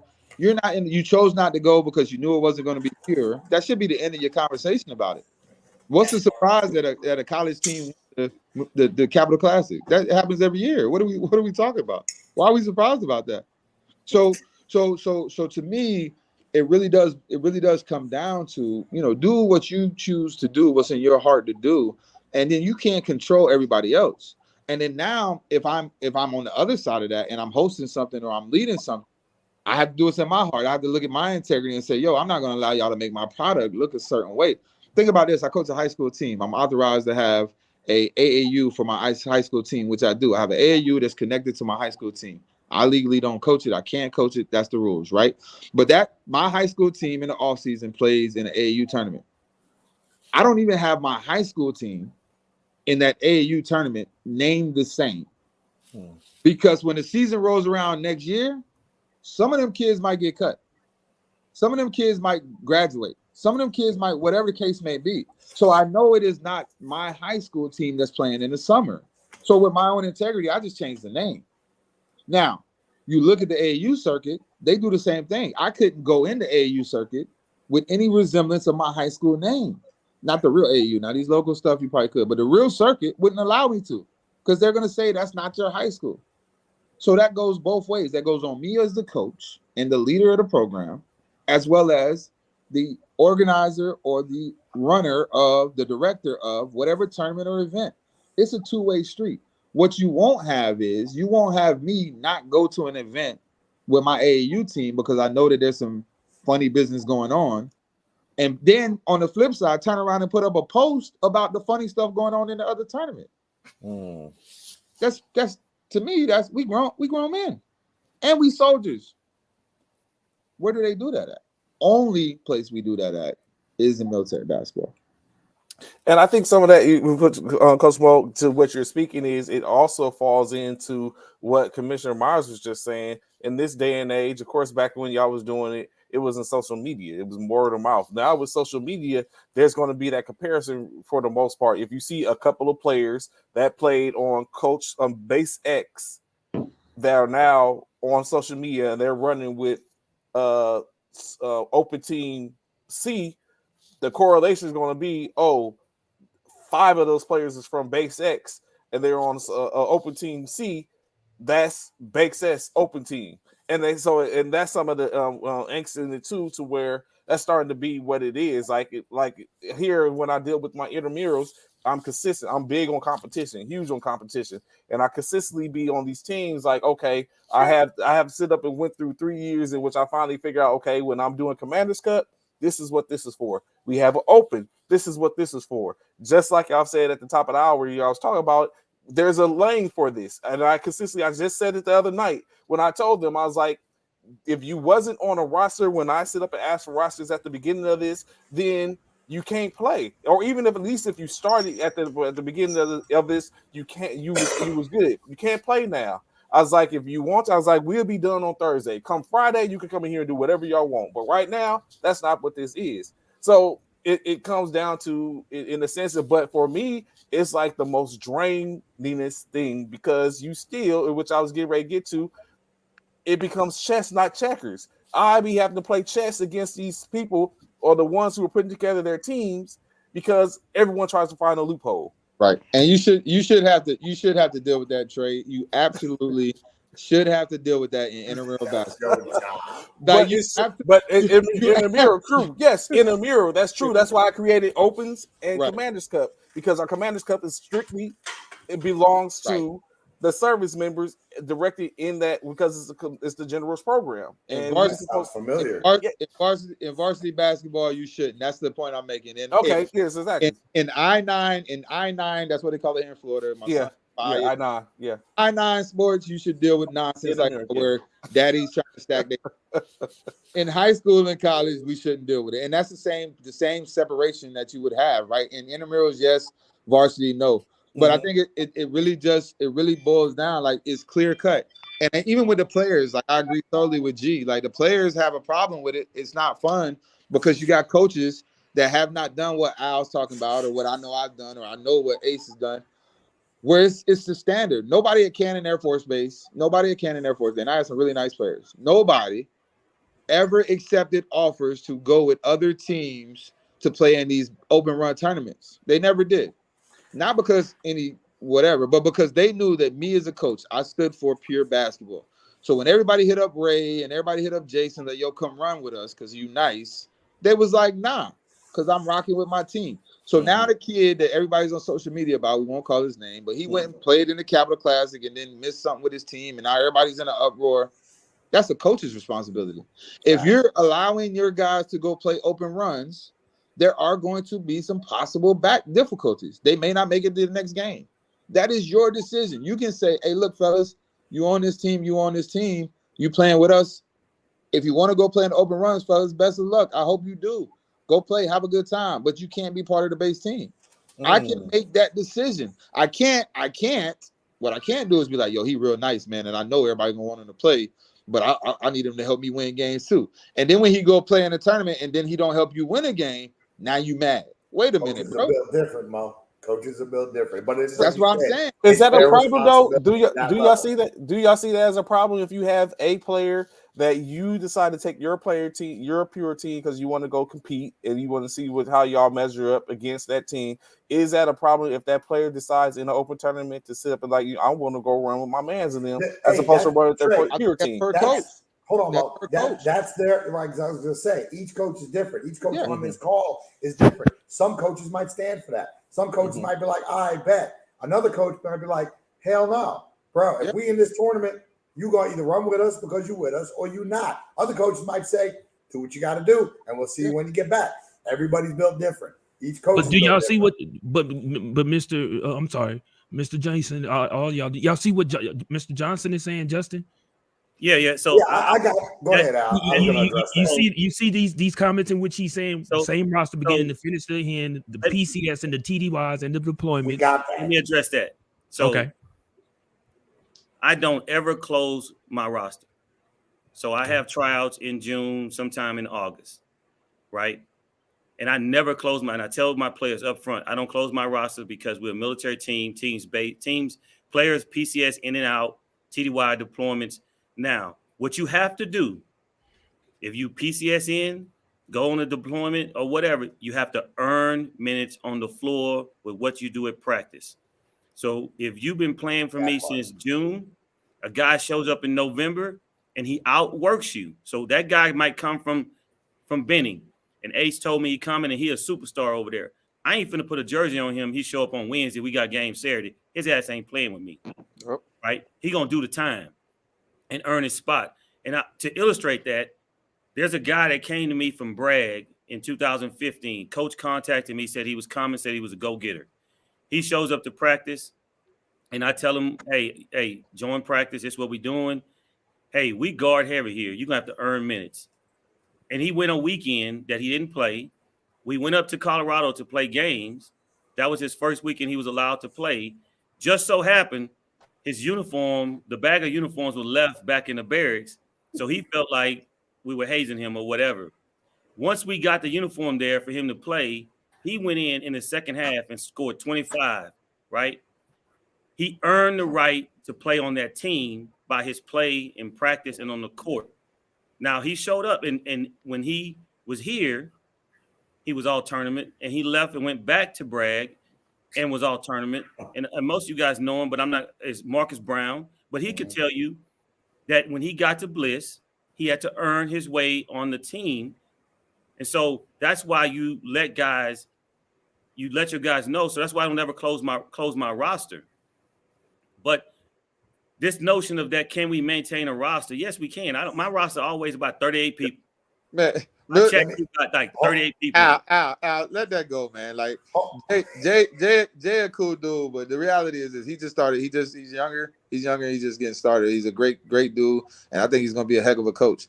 But he's gotta spend some more time and understand. Military basketball been going on forever. This ain't new. Deployments and TDYs, it ain't new. Going to the field, it ain't new. Look at what Tyrone Bill just said. We talking all Air Force, all Army, all Armed Forces for years. Look at what he just said. Yeah, That's the answer to that question. So listen, let me say this from the conference's standpoint, and to address what Justin's saying, and like Mo said, Justin's a new coach down there at Fort Sam, so he's still grasping on to things.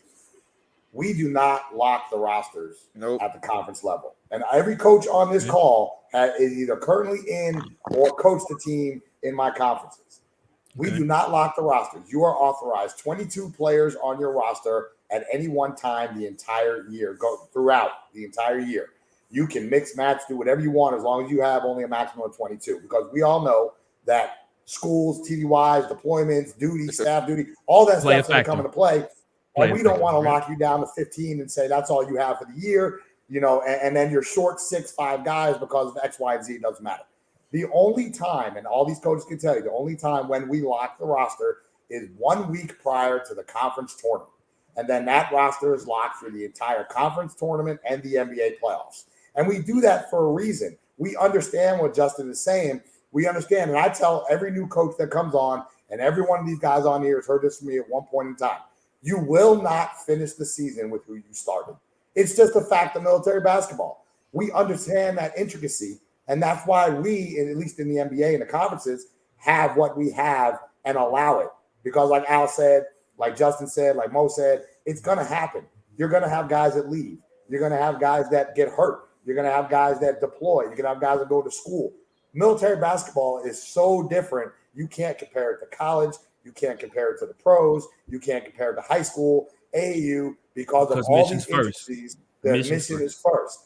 This is supposed to be for esprit de corps, competition, bonding together with your brothers, playing. Camaraderie, all that. We take that into account. And again, I'm speaking from the conference standpoint. Yeah.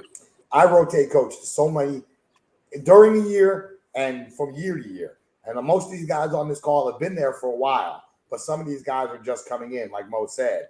And they all know my number, and they can call me if they have a question. I just got a call. Matter of fact, Mo from Cannon's coach the other day in reference to something. And I answered his question. He's like, okay, I didn't know that. And that's fine. And that's what I'm here for. But yeah, we don't lock the roster. Now, what a coach does at his program or his installation, there's Justin there. It is what it is. Whatever a coach does at his level, like again, if Paris says, hey, here's my tryouts, my roster's locked, and we're not going to open again until January or whatever, that's a coach's decision. But at the conference level, as long as you update your roster with me, 22 guys max, all the way up until 1 week before the tournament, and that's when we lock them. Yeah, and I think the point. I think the point is valid as far as, or the response is valid. I think the point is he's saying is with all of that movement and all of that people in and out, if somebody loses players, they don't have enough to fill the roster. Then grabbing other players or mixing players, mixing installations and things like that. Then does that become a viable option? And I understand where you're going at it with it, Jay. I just say that the answer to that is no.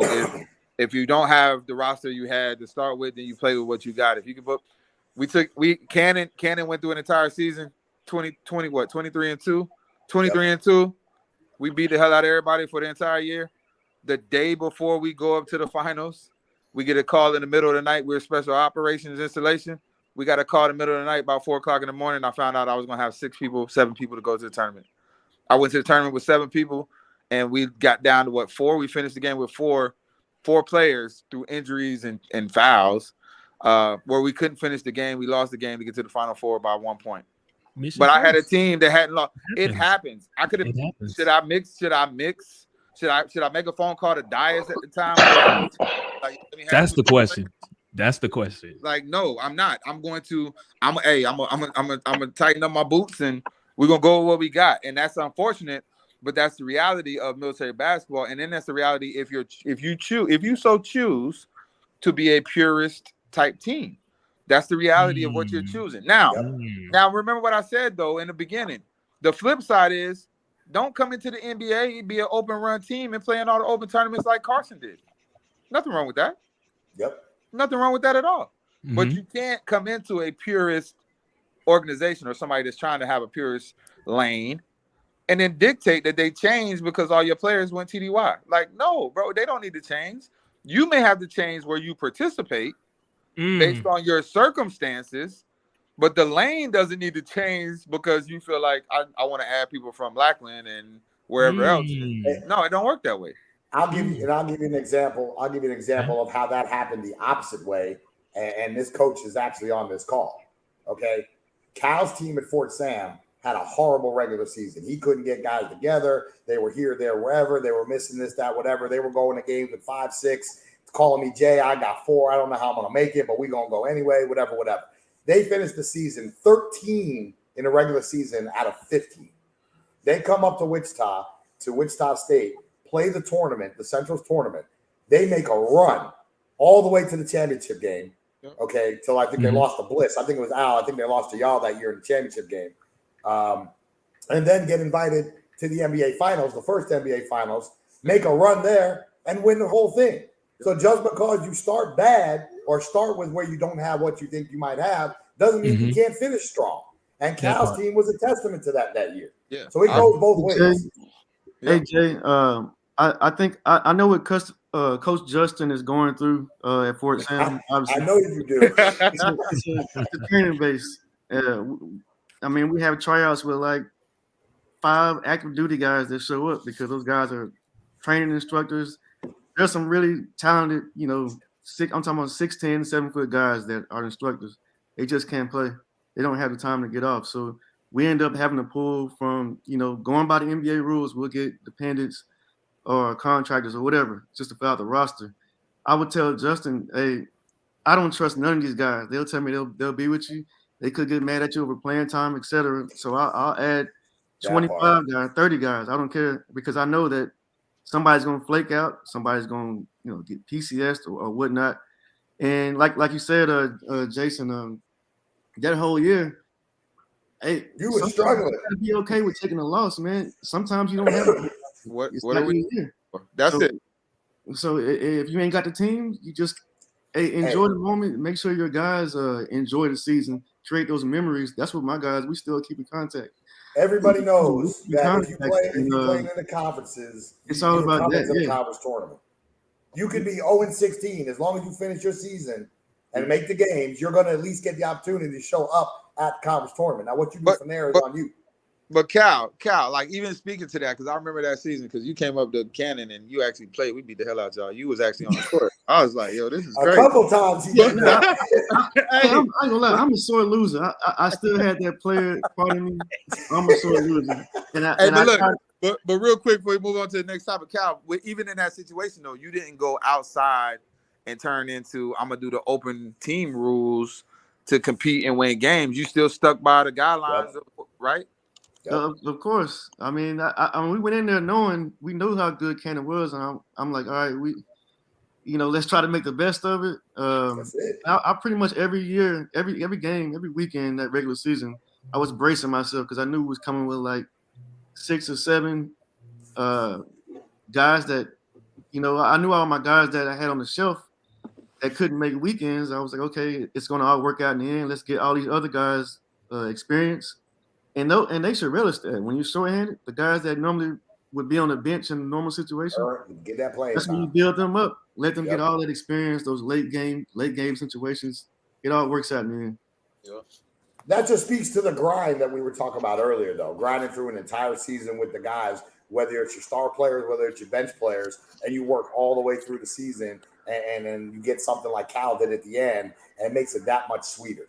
Now, I know Dave wanted to say something. Go ahead, Dave. Yeah, so like this season right here, I've had 3 weekends where I've had 3 of my all-stars, you know what I'm saying? Well, I say my all-stars on my team that haven't been making it. They was either in the field, it was TAD, but that gives a coach an opportunity to bring another player off the bench. Hey, you think you can earn your superstars minutes? Then let's get in here and earn your minutes. Now, those weekends didn't pan out great for us, but it's a building process for my team. So when those superstars are not there permanently and they got a PCS, they got to move or whatever, that gives opportunity for those next guys to come up. You know what I'm saying? And it helps the coach be a better coach too, because now you're trying to coach a player that's less talented to try to make sure you still get wins. You know what I'm saying? So I think it's a great thing to have a bigger roster so you can have that flexibility and movement. Because I think all y'all know the Marines, they always in the field, they always deploying. So I got like 4 guys in deploying right now. Hey, Trey, I see Justin's comment there, and I just want to address that real quick. Yes, sir. Go ahead. Me and Al, as far as the bylaws go, we understand that there are bases out there that are not part of the NBA or don't have enough for a team or too small or whatever. And we have addressed that in our bylaws, and every coach on here, and Justin should have it as well, has a copy of that. So yes, to just address what Justin was saying, if there is a nearby base that's not participating in the NBA, right, and there are a couple players there, we have the exceptions. We have the categories 1, 2, and 3, right? So if Justin wants to use his exemptions for 3 players, active duty guard reserve players from another base that's not in the NBA, that's the closest base to him to play, yes, those active duty guys can come play with you. But now you're giving up your exemptions for your GS civilians, your contractor, your dependent, and your veteran. So it's a trade-off. And again, because one of the things coaches said to us in the offseason was we want to be able to GM our teams. So, okay, here we go. We're allowing you to GM your teams. So if you want to take that trade and take those 2 or 3 guys from a team or a location that's not in the NBA that's closest to you and use those guys as opposed to using your exemptions of your GS civilian, your contractor, your dependents on your installation or your veteran, you can have those 3 guys because we allow those 3, 2 from category 2 and 1 from category 3. So that's a trade-off that a coach has to make that decision and GM his team. So to answer Justin's question, you can use those guys. You would just give up your exemptions. And I see what Justin's saying. It just seems like it just seems like he's just speaking and saying that he's like Coach Cal said, he understands, he sees his pay, and he's just at that installation to where he could be at a Fort Hood and not have to be worried about that type of stuff. So I definitely see. But so it's who's about to say something? Go ahead. I'll make it quick. I'll make it quick. So in regards to Justin saying about Fort Sam, because of the kind of players they have there, or the training environment and all that. So we understand that, but you also got to look at a base like Lou, who is a small base, right? But Paris gets on his grind and makes sure guys show up to his practices and his team and are loyal to him. So there's 2 ways to look at that. You can either say it's a challenge at my base because guys don't want to commit or they have other commitments, so I want to go and reach out to other people.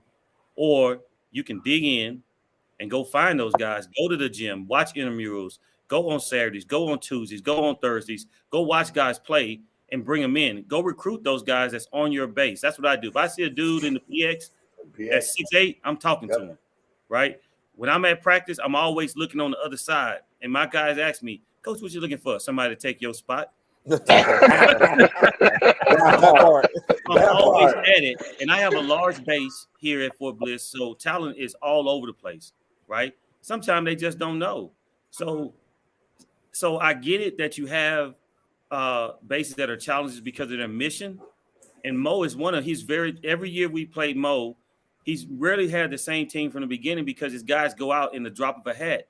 But what he has stuck to is what we just been talking about, is that if he will not go find somebody at Kirtland to come fill his roster because he only got 6. He going to coach them 6 guys up. If they take a beating on week 2 and week 3, By the time he get to the playoffs, like Cal did, he got his whole roster available. Now those guys that didn't play, when you need them because somebody in foul trouble, they ready to go. So I always turn that back on the coach. You have now got to coach your team. If you go with 6, you go with 6. If you have 10, you go with 10. But don't go looking outside your base because it's going to be easier to do that. That's my caveat to that. But the thing, Trey, I think you see the comment. I know for me, like listening to everybody and seeing even the comments, like the comment thing when you say the state of military basketball, when you talk about the reality of what everybody has to deal with, it comes to me as the coaches, the volunteer coaches, underappreciated, overworked, not paid at all. The hardest volunteer job I think I've ever done in my life. That's the real part of this whole thing that matters. And that's whether it's open run tournaments, whether it's pure, whether it's NBA, whether it's wherever you want to play basketball.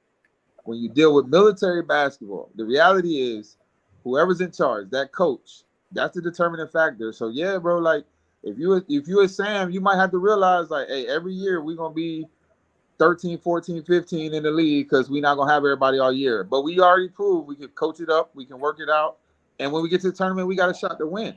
But if you're in the mentality of I'm gonna coach and I'm just gonna go out 20 games, 30 games a year, that might not be where you at. So now is that to make a decision like, is coaching military basketball really for you? Is that because military basketball bear the brunt of the responsibility? I don't care about funding, travel.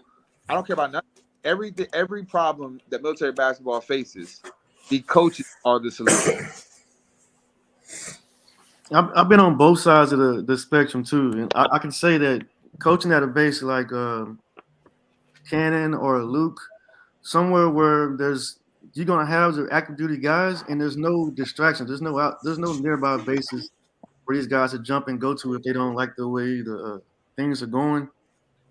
I've always had great buy-in in terms of practice. Like when I coached at Lackland, we were like 15 deep in practice every time because they're all active duty guys. I played for Moody Air Force Base in CMAC, small base, no other base nearby. The buy-in was heavy, and then you get stationed at a base like Fort Sam, where you don't have many players, and now you're sticking with you actually got dependents that are more committed than your active duty guys, or you got contractors that are there. Not even getting but 3 minutes a game, but they're showing up more than the guys that are active duty getting 3 minutes a game. It's different. You can get spoiled. I can say on both sides. You can get spoiled as a coach being at Fort Sam, and then going to an active duty base, and vice versa. It's not going to be the same.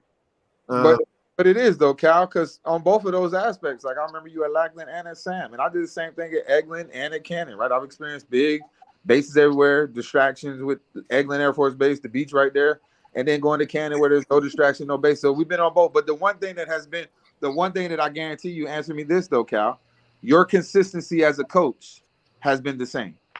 So your program and the results have been the same. Maybe it's harder or it's easier in one location, but you being consistent as Cal has been a constant. You haven't changed how you coach, what you expect, the rules that you follow. You didn't go from Lackland to Sam and then turn into I'm gonna build an all-star team because we don't have to. No, you remain consistent, right? True. That is the one thing that I'm saying. The bases differ, the situations differ, the coaches, their philosophy, their style. If it remains the same, then none of the other stuff matters. It may be harder or easier. I give you that, but you're still the same. So the coaches are the real fundamental or the real foundation of military basketball, not the players. The coaches that come in and establish who they are, how they're going to run their operation, whether you're at Lackland with a bunch of options or at Sam, no options. If you remain the same, everything else rolls. Yeah, so, I think it goes back to what I said. Like, it's unfortunate sometimes the ball just doesn't bounce your way. You're going to have a losing season. It's going to be. We just got to be okay with that, man. Everybody can't be number one every year. Yeah. And I'm okay with that. I mean, I'm going to be mad about it, but I'm okay with it. Hey, I think that's very important. What you just said, Cal, is that as a coach, especially in a program, you have to accept that it might not be your year. You know, I've taken 5 to the NBA finals before and had a dude foul out and had to get on the court. And sometimes it's just part of that process, man, of building your brand and building your program. But if you keep grinding, you'll get there. But as a coach, though, I think that was very important what you just said, that sometimes as coaches, everybody on here has had to realize this ain't our year. You know, and I can't go down to DM and get some of their dudes that ain't hooping, or run to Yuma and get some of them dudes that's not hooping. You know, I just got to take it and, you know, and make ourselves better for next year. But, you know, some coaches get in trouble when, you know, you constantly trying to win, and that's when you can compromise yourself. But you 100% right. Sometimes it's just not your year, but in a way that can be beneficial too, because you're still laying the foundation and you still bringing it up that next group of players is you know, what Dave just sort of hit on. So it's not exactly a lost cause. You know, you just got to be farsighted instead of short-sighted, because you are still helping build your foundation with those 2 or 3 key players that's going to be there with you through the test of time. Paris, you're the perfect example of, not only is it building that program and everything, but it's building your credibility as a coach. The first year you came in, Paris, I remember distinctly, you was getting your head smacked. I remember wholeheartedly, like, you was having it rough too, right? But your credibility of sticking it out, still coaching up your guys, still. So now when the Ali Bradleys and the Whitakers come around, they have no problem falling in line. Back to the experience we just talked about, right? They have no problem saying, yo, this dude was giving 110% when he had a bum squad. We gonna come in now as ball players, and we gonna give him the same effort because he's gonna give it to us now that he got a good squad. He stayed consistent. So even to this comment about James Lewis saying, how do you deal? I'm gonna get to that. Oh yeah, how you deal with the other teams and stuff that don't believe it goes back to what I said. There's 2 lanes, man. I believe a certain way. I mean, I coach and I play in a certain lane that supports what I believe. Yep. And Go ahead, Commissioner Jason. I stay out of it. Stay out of it. No, so I was going to say 2 things. One thing is, I tell this to coaches all the time. There are programs and there are teams. And if you know the difference, you're probably a program. If you don't know the difference, you're probably a team. Okay? That was the first thing I was going to say to that. Each one of these coaches on here and most of the coaches around the country are striving to build their programs. But there's other coaches out there that they're just a team, and they're a team for a weekend or a team for a month or whatever. But to address what James was saying, and what I wanted to address there is, he says what we're saying is true in reference to players being from installation areas in the conferences, and all these coaches on here know, and most of them in the conferences should know. If you feel that there's somebody that's on that team that's not from that installation or not vetted through the process of being able to play with that installation, there's a challenge process in the NBA and the conferences. Okay, that coach can go ahead and call me up, and then we'll go through the process, and I'll contact the other coach, and then there's a process that they have to do to show me how that player is valid for that team. And if that player is not valid in that team by our bylaws, that team will forfeit every game that player's played in. And that's just the fact as far as that. When it comes to the playoffs, and all the coaches know this as well, when you come to the conference tournament, your players are going to come with your roster that's locked in that we're already going to have, right? You're going to come with a set of orders that shows that player is from that installation, okay, or from the nearby installation that we've already vetted is good to play for you, and you're going to have your ID card with you. One of the ID cards that we allow for our bylaws, whether it's from the veteran's point of view, whether it's from the contractor, GS Civilian Independent, or Active Duty Guard Reserve. That's how we do have a process, and I think that's what James is speaking of as far as vetting them and verifying. We have a process in the conferences and in the playoffs that we validate and vet our players at any level that we need to. So I hope that addressed that. Okay, so basically, in state is there's a process that y'all have in place that y'all go through to do Most that for compliance, definitely. So, real quick, I want to go back before I get into this. I want to go back and address what Coach Ryan was asking. So, per what I was talking earlier in speaking talking about the installations and all that type of stuff. So, for us, what we do is we go through it, and we have to get a MOI constructed. Then we send that MOI to legal, and legal looks at that. So in some cases, depending upon what legal says or what the base installation states, then they want to, some may or may not want to support there being civilians, GS players, or veterans or anything like that, that play on said teams are considered to be varsity, the varsity team. But what we have going forth, and hence the reason, like Commissioner Myers had a conversation with my SFA director, I think last week, and where I told her, because when I was having the meeting with the varsity level teams, or the people that wanted to be a part of varsity level teams, we had the conversation, and per what I knew of the NBA bylaws, that was the conversation that came up, because from my directors, her standpoint was active duty only. In which, you know what I'm saying, it happens, just like Coach was talking about active duty. But for us, so I was like, well, I had to break it down to her. I was like, you know what?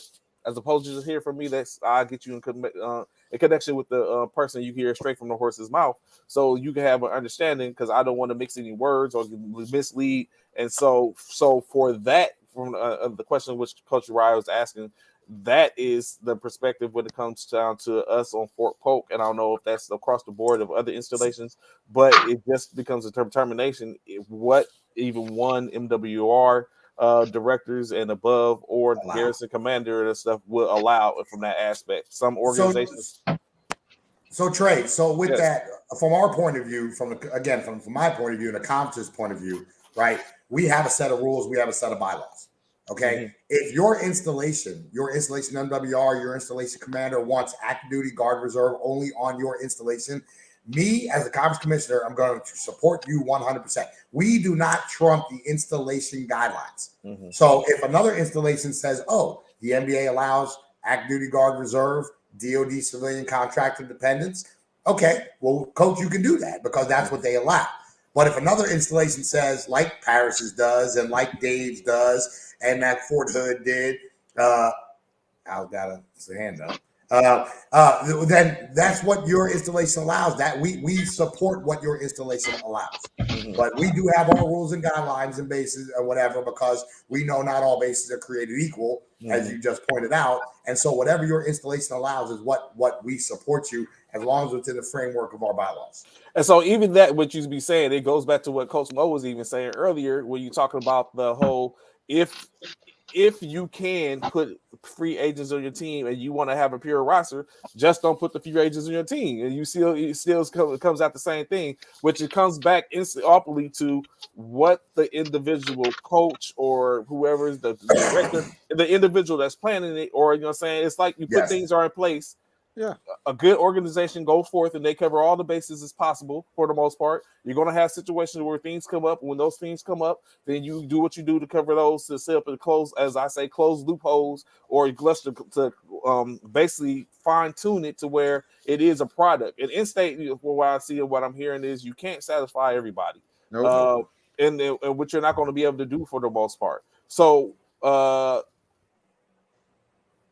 Yes. So Trey, I'll give you this. So Trey, check it. I'll give you this one, right? Yes, I just had a tournament. I had a tournament like in February, right? So my installation campaigns and my sports office, they support my program. Mm-hmm. I'm not gonna say fund it, right? Like other people say, come on and say fully funded. It's not like that, right? But they do support my program. They say if you hold a tournament here, everybody that comes to your tournament must be active duty, right? Mm-hmm. Okay, because that's the guidelines that we play under, right?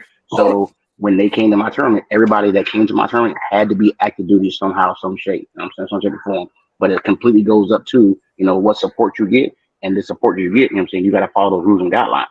That's it. And that's what it is. And that's why we have to do that. That's why we had to do that MRI, and that's why it seems like it's taking so long, because we and like some people might say move the goalposts, but it keeps on coming up. So my portion of it is like, I want to make sure that we cover as best we can what we can. I don't want to sit up and go back after do a revision after revision after revision, right. Because so it's like I want to have all the information so we can go forth. I've even reached out to installations across the Army to ask, what is it that you're doing to get a comprehensive look at it? Because I know some are supporting, some aren't supporting, and there's I've got some things. It was only so far in that trek, in doing that, I've only gotten really two installations out of maybe 10 that have said that they support military basketball or varsity sports for the most part. I even had one, as opposed to send me a MOI in reference to them supporting the supporting that type of program, they sent me the letter that was written on why they can't support that program. So again, I'm getting that. At this point, I'm researching, I'm info checking and seeing, so that way I know for putting forth a good product potentially for them to set up to be able to tap in on. The bylaws, rules are consistent. Trey, can I Go throw ahead. something at that real quick? What you Yes, read, sir. Go ahead. like Go it's ahead. real to me. It is very it's not that difficult, right? If you're asking for funding I'm like Dave with that. If you're asking for support, right, it might not be in the form of money or whatever, but if you're asking for support, and the people that are giving you support give you a list of guidelines that you have to go by, then you adjust as the coach to those guidelines. Now, if they're saying that your team has to be fully pure, and the league is saying you can have contractors or whatever, well, for your team, it don't apply because you have to go by exactly. So if you ask me to borrow $100 and I tell you when and how I want you to pay it back, if you don't like the guidelines that I give you, then don't take You don't my take the $100. So that's Absolutely just correct. You ain't getting $100. that's what it goes back to. So the league's bylaws aren't contradicting the funding instructions from every installation, but maybe from your installation. So if they're funding it, if they're contradicting your installation, then as a coach, make your team fall underneath the guidelines to get the funding that the support that you're requesting or you're asking for, and then keep it moving. Now, if they're saying you can't play against other ID card holders that aren't active duty or whatever, that would be interesting to me. But if they're saying we're not going to support you because you can have civilians and stuff on the team, then you just go work with them hand in hand and make sure you're writing up a bylaw for your installation team that only active duty members are allowed to participate, so on and so forth. And then you can garner the support that you're looking for. But the reality is it still falls back on the coach. Like if I can't get help at Cannon because they don't want civilians riding on the vans, which was an issue in the years past, then I simply said no civilians on my team or if there are civilians on my team, you can't ride on the vans. You got to secure alternate transportation. Now I can get support in the form of vehicles, right? Because I just have to be a coach and I have to do the hard thing and I have to make my guidelines fall underneath whatever I'm required to get the support that I need. And I kind of think. And I know for us in the Army, AR 215-1 is what we sit up and follow. What we sit up and follow. And you can go on there and sit up and break it down completely down to who plays on your team, who you play, all that type of stuff, and what you can and what you can't do. And which of course is subjective, just like any AR is, or you look at it, you add to, can't take away.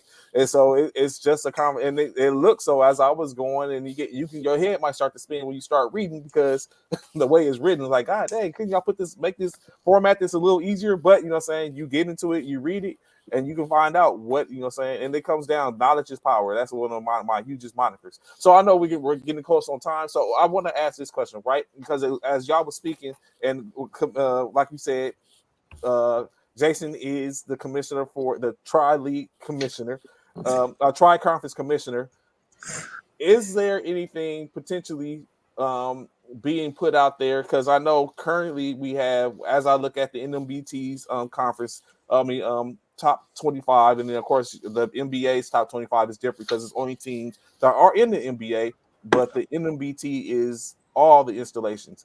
Is there a possibility or anything potentially to bring in the fold of independents in the other two, the CMAC and the WAMAC, to bring it into the fold, to where at some point there's a whole unity of military basketball? Is that anything potentially in the works, or something just to see that? Go ahead. I want to defer to Al first. Go ahead, Al, because he had his hand up. So from the NBA perspective, I'm the president of basketball operations for the NBA. So what we're gonna do this summer after our NBA finals, we're gonna get together. We have a basketball council that has 2 coaches and 4 guys. Two coaches, Jason, and 3 other gentlemen that used to coach but don't coach in teams, but they're very knowledgeable. We're going to get together and come up with a plan that, as we talk to other conferences to see what we can do for next year, that the NBA teams, the NBA conferences will have their tournaments, will have their season and their leagues, and how do we mix in or join with these other leagues, which are the CMAC and the WAMAC. So we have one product. Whether that's maybe we have a few open tournaments that the NBA puts on in the fall and the spring that you can bring and play however you want, right? And then how we have our pure things. there has to be some communication, Mhm. positive communication Yes. amongst all these so-called leaders, those of us who want to be the leaders of military basketball. That isn't on social media where we go around bashing each other. We have to get to the point that we respect what each other is doing, and that's their lane. Mo spoke on this earlier. That's their business. But in the same token, we have to be able to collaborate and talk and see what we can do to support each other, even though we may not agree with that type of basketball. Meaning that Mo and Paris and Dave would tell you, if they had it their way, it would be all active duty at all times. Not everybody believes that.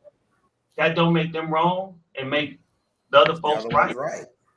What it has to be is that we have to learn to support and respect what each other's doing. So for that to happen, Trey, to your point, is that we have to all sit down at a table, whether that's on the Zoom call, whatever, put our egos to the side and try to make the decision on what's best to make military basketball the best it can be. All the bullshit drama that's been going on over the last 3 months has to stop if we want to put on a product that these service members want to play in.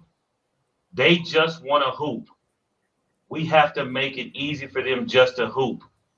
Times have changed where unit installations pay for everything. These young men are paying their own money.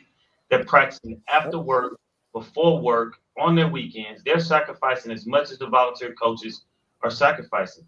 We have to put them first, but we also have to bring some peace and some calm to it so they know we got their best interest at heart. Mhm. When they see all of us fighting and arguing, they don't want no part of that, man. They just want to go hoop.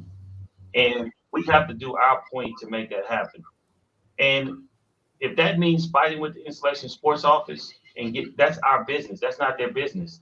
That's on us to do. And the way we do that is collaborate with each other and move forward. So as the president of basketball operations of the NBA, that's my goal this summer, is to try to get us together and come up with one thing with they'll have different tournaments with different bylaws, but one thing going forward that when these service members lace up their shoes, they know what it is.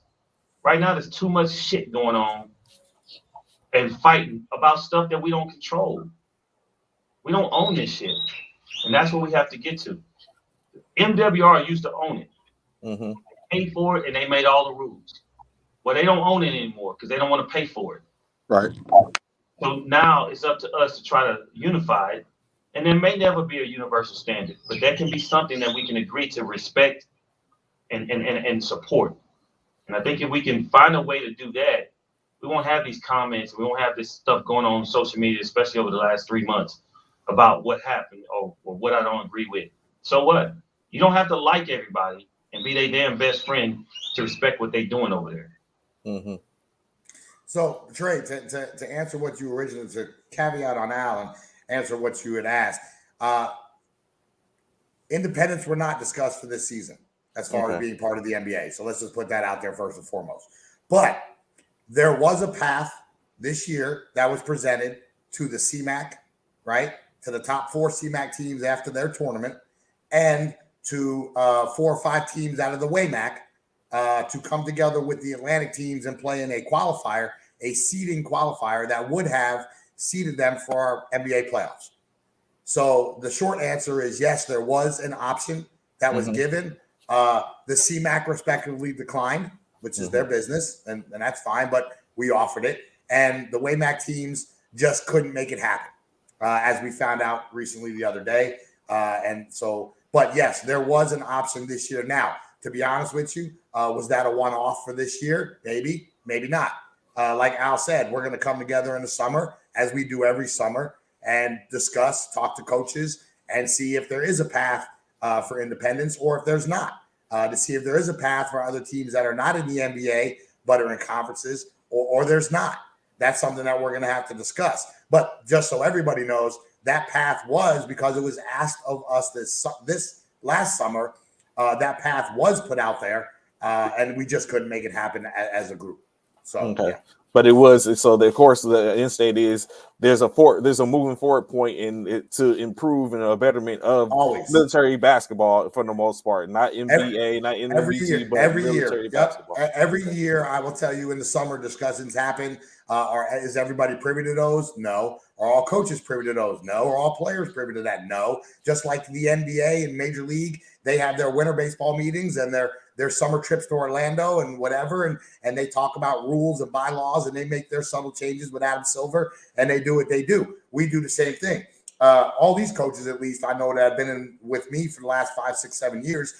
If they could pull up the bylaws that they had from year 1 to year 7, tremendous differences. Why? Because we look at the coaches every year and say, we do AAR. What did you like? What didn't you like? What would you like to change? And we have been in an ebb and flow for the last 3, 4, 5 years to make those changes. Now, whether it's in the right direction or not, well, time will tell. But it's not a set in stone. This is the bylaws. We're not moving forward. We're always looking to make changes. Hey, so.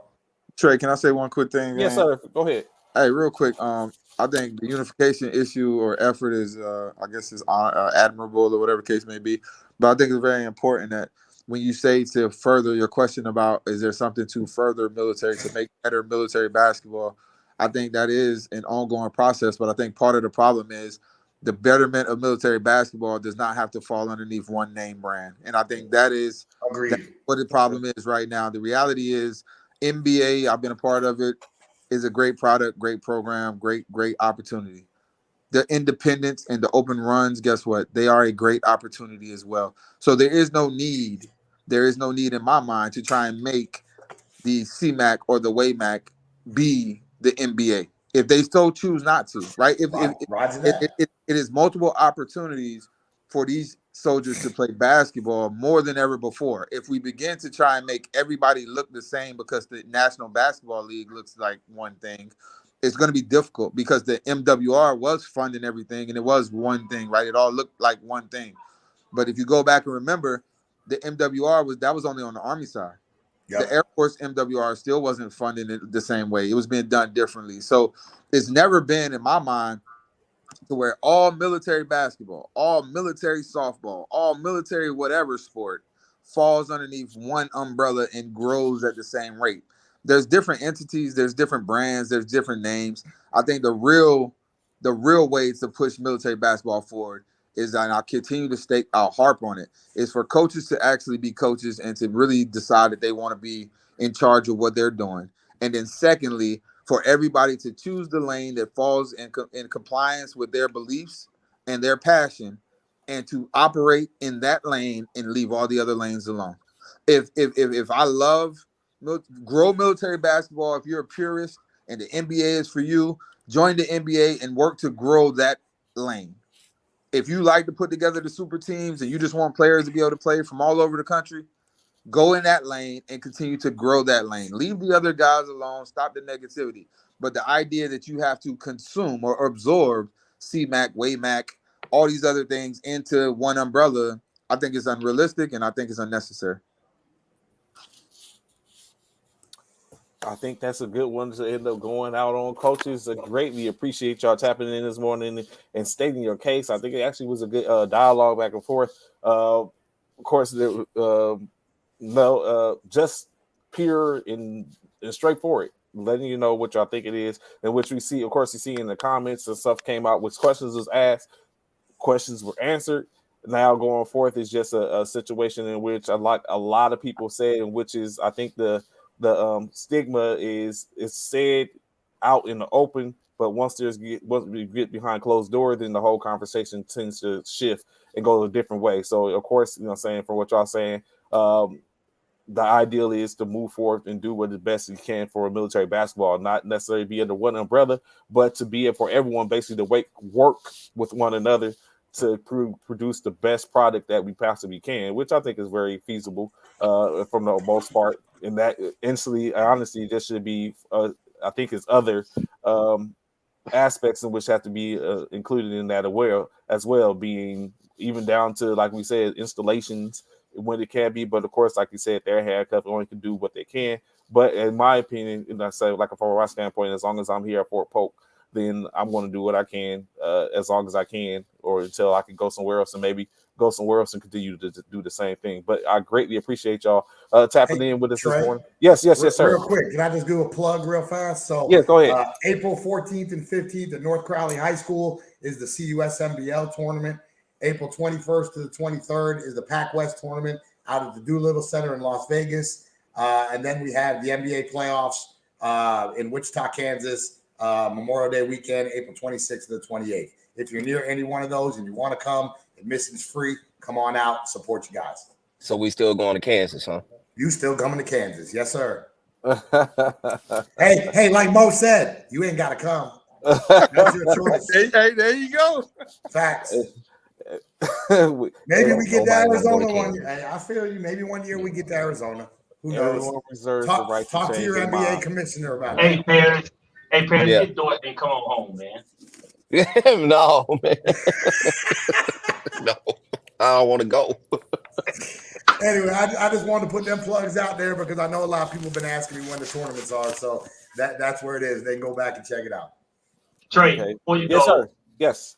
So I talked about the NBA Council. I want to name those guys because most of them on here. So it's myself, Coach Snow from Fort Worth as the coaches, Coach Cal, Coach Mo, and Coach Edward Jacobs from the Marine Corps. So we try to get somebody from every service on there so that we have every philosophy and their experiences. And that way we try to make the best decision for the NBA. And so we're going to use those gentlemen, try to bring one or two players into this conversation in the summer. And some of those guys from the WAMAC, the leaders of the WAMAC and the CMAC, not to put under one umbrella, but to put out something that we can all support and respect. Because Mo was right on that. It's not we're never going to find the round hole to put the square plug in. That's not going to happen, right? But we can try to make it where we can all support each other and not fight each other, and that's the goal. And I think that was a part of these conversations that you had over the last 3 weeks when you had those two commissioners on, you had the players on, now you got some coaches, is that you're just trying to see if we can have conversations so where we can all glorify what we're doing and support it all. Because that's what makes military basketball what it is. That's what's making it unique. But it's not the same thing. All right, I'm done. Real quick, it's something because, like I said, I plan to have the ladies on. What is the going forth for that? We have women in basketball. Is there an option? Because I'm very sure it's going to come up when I get them come on. So I will tell you from our standpoint. My stance has always been. I've always told the ladies here at Fort Riley, anywhere else. If there are enough teams to form a women's conference, I will mirror it and do it. But the problem across the years have been, it's just not as much support as the guys from the ladies themselves. Now, I'm not saying there's not lady ball players out there because there all are, right? It's a matter of getting the teams together. And I know Aces tried down there at Benning, and there's been a couple of teams up in the DC area. But, I mean, again, you're not going to get those DC teams to travel all the way down to Benning and vice versa. But if there are enough teams in an area to form a conference, I'm all for it, and I'm open ears. Trey, that's a whole show, Trey. It is. That is a whole other show. It is. And we do have some ladies lined up that wants to actually talk about it. Because I do know there's a few ladies out here in the Fort Sam area that wants to participate. However, like you said, Jason, is the fact of the matter is they got to get enough women. And even she said when I spoke to her about the tournament that went on this a couple of weekends ago, she's like, I just can't get enough to want to participate. And stick with it through the whole season. Right. And that's huge. That is the big thing. So the platform is there though, Bishop. The platform is there. I mean, we've established it already with the men's side, and it's just literally mirroring it with the women as long as there's enough interest and enough teams, and we can hopefully limit their travel. But it's there. We've never shut out the women's side. I know Mike a couple years ago tried to start it up when we did it with the NBA. It's just it's a little bit harder, and for what the reason is, I don't know, but it just is. No, and I totally understand it. So if there's any women that's on here listening right now that is interested, you hear it first from them. You hear it first from them. They're letting you know it's an opportunity, but it comes from y'all first. It starts with y'all as women players, women coaches, women, whatever. If y'all want it to be established, it start first with y'all. So again, like Trey said, we definitely appreciate y'all. We appreciate y'all coming on here. Love having this conversation. I think it was a conversation needed, especially like Trey said, and like Al and all of y'all have stated before. You know, we had the commissioners on here. We had Mr. Richardson on here, and, you know, it was going back and forth. But now we had the coaches. We have the coaches' perspective on the same thing in which they spoke about just a week or two ago. So it's good to have y'all all on here and be able to get y'all point across so everyone can hear. We want to thank Justin. We want to thank Raya, Commissioner Myers, Colton, all James, all the individuals who came on here and put in their comments. Mr. Richardson himself. We thank you all, and we definitely greatly appreciate you, coaches. I'm finna let Trey close us out here real quick, and thank y'all so much, and we love having y'all on here again. Appreciate it, bro. So, of course, going forth, like I said, greatly appreciate y'all. Y'all already know where to find us every Monday through Friday, 09 to 1100 hours CST, Central Standard Time. You know what to do to format it for where you are. Of course, be sure to tap in tomorrow. We're going to have our man Mike Barker going to be tapped in with us tomorrow to talk about what's going on with Hero Sports. So we'll be able, he's been on before, we'll tap in with him, see what's going on latest and greatest with that.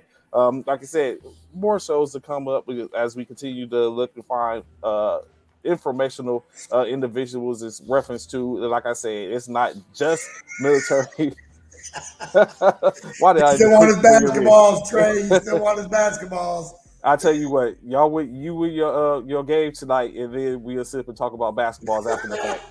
So greatly appreciate, but like I said, more conversations to be had probably in certain aspects and stuff like that to create a whole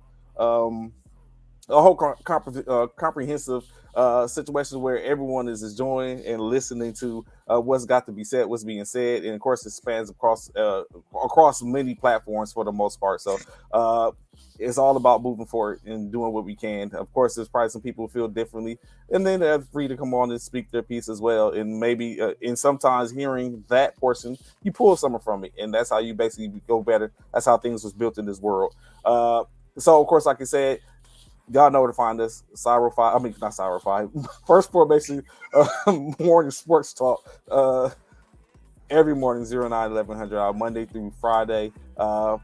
And sometimes some special times depending on what's going on. So we look forward to seeing y'all tomorrow. Tap in, talk about what's been going on in the NBA, NFL. Who's going where are they going? Who's punching their tickets? Who's throwing them hands on the weekend? All that type of stuff. Tap in tomorrow. And we greatly appreciate y'all. Enjoy your day. Holla at y'all one. I'm out. Go Mavs, go Longhorns. Go Rockets, go Texas. Go Rockets, go Texas.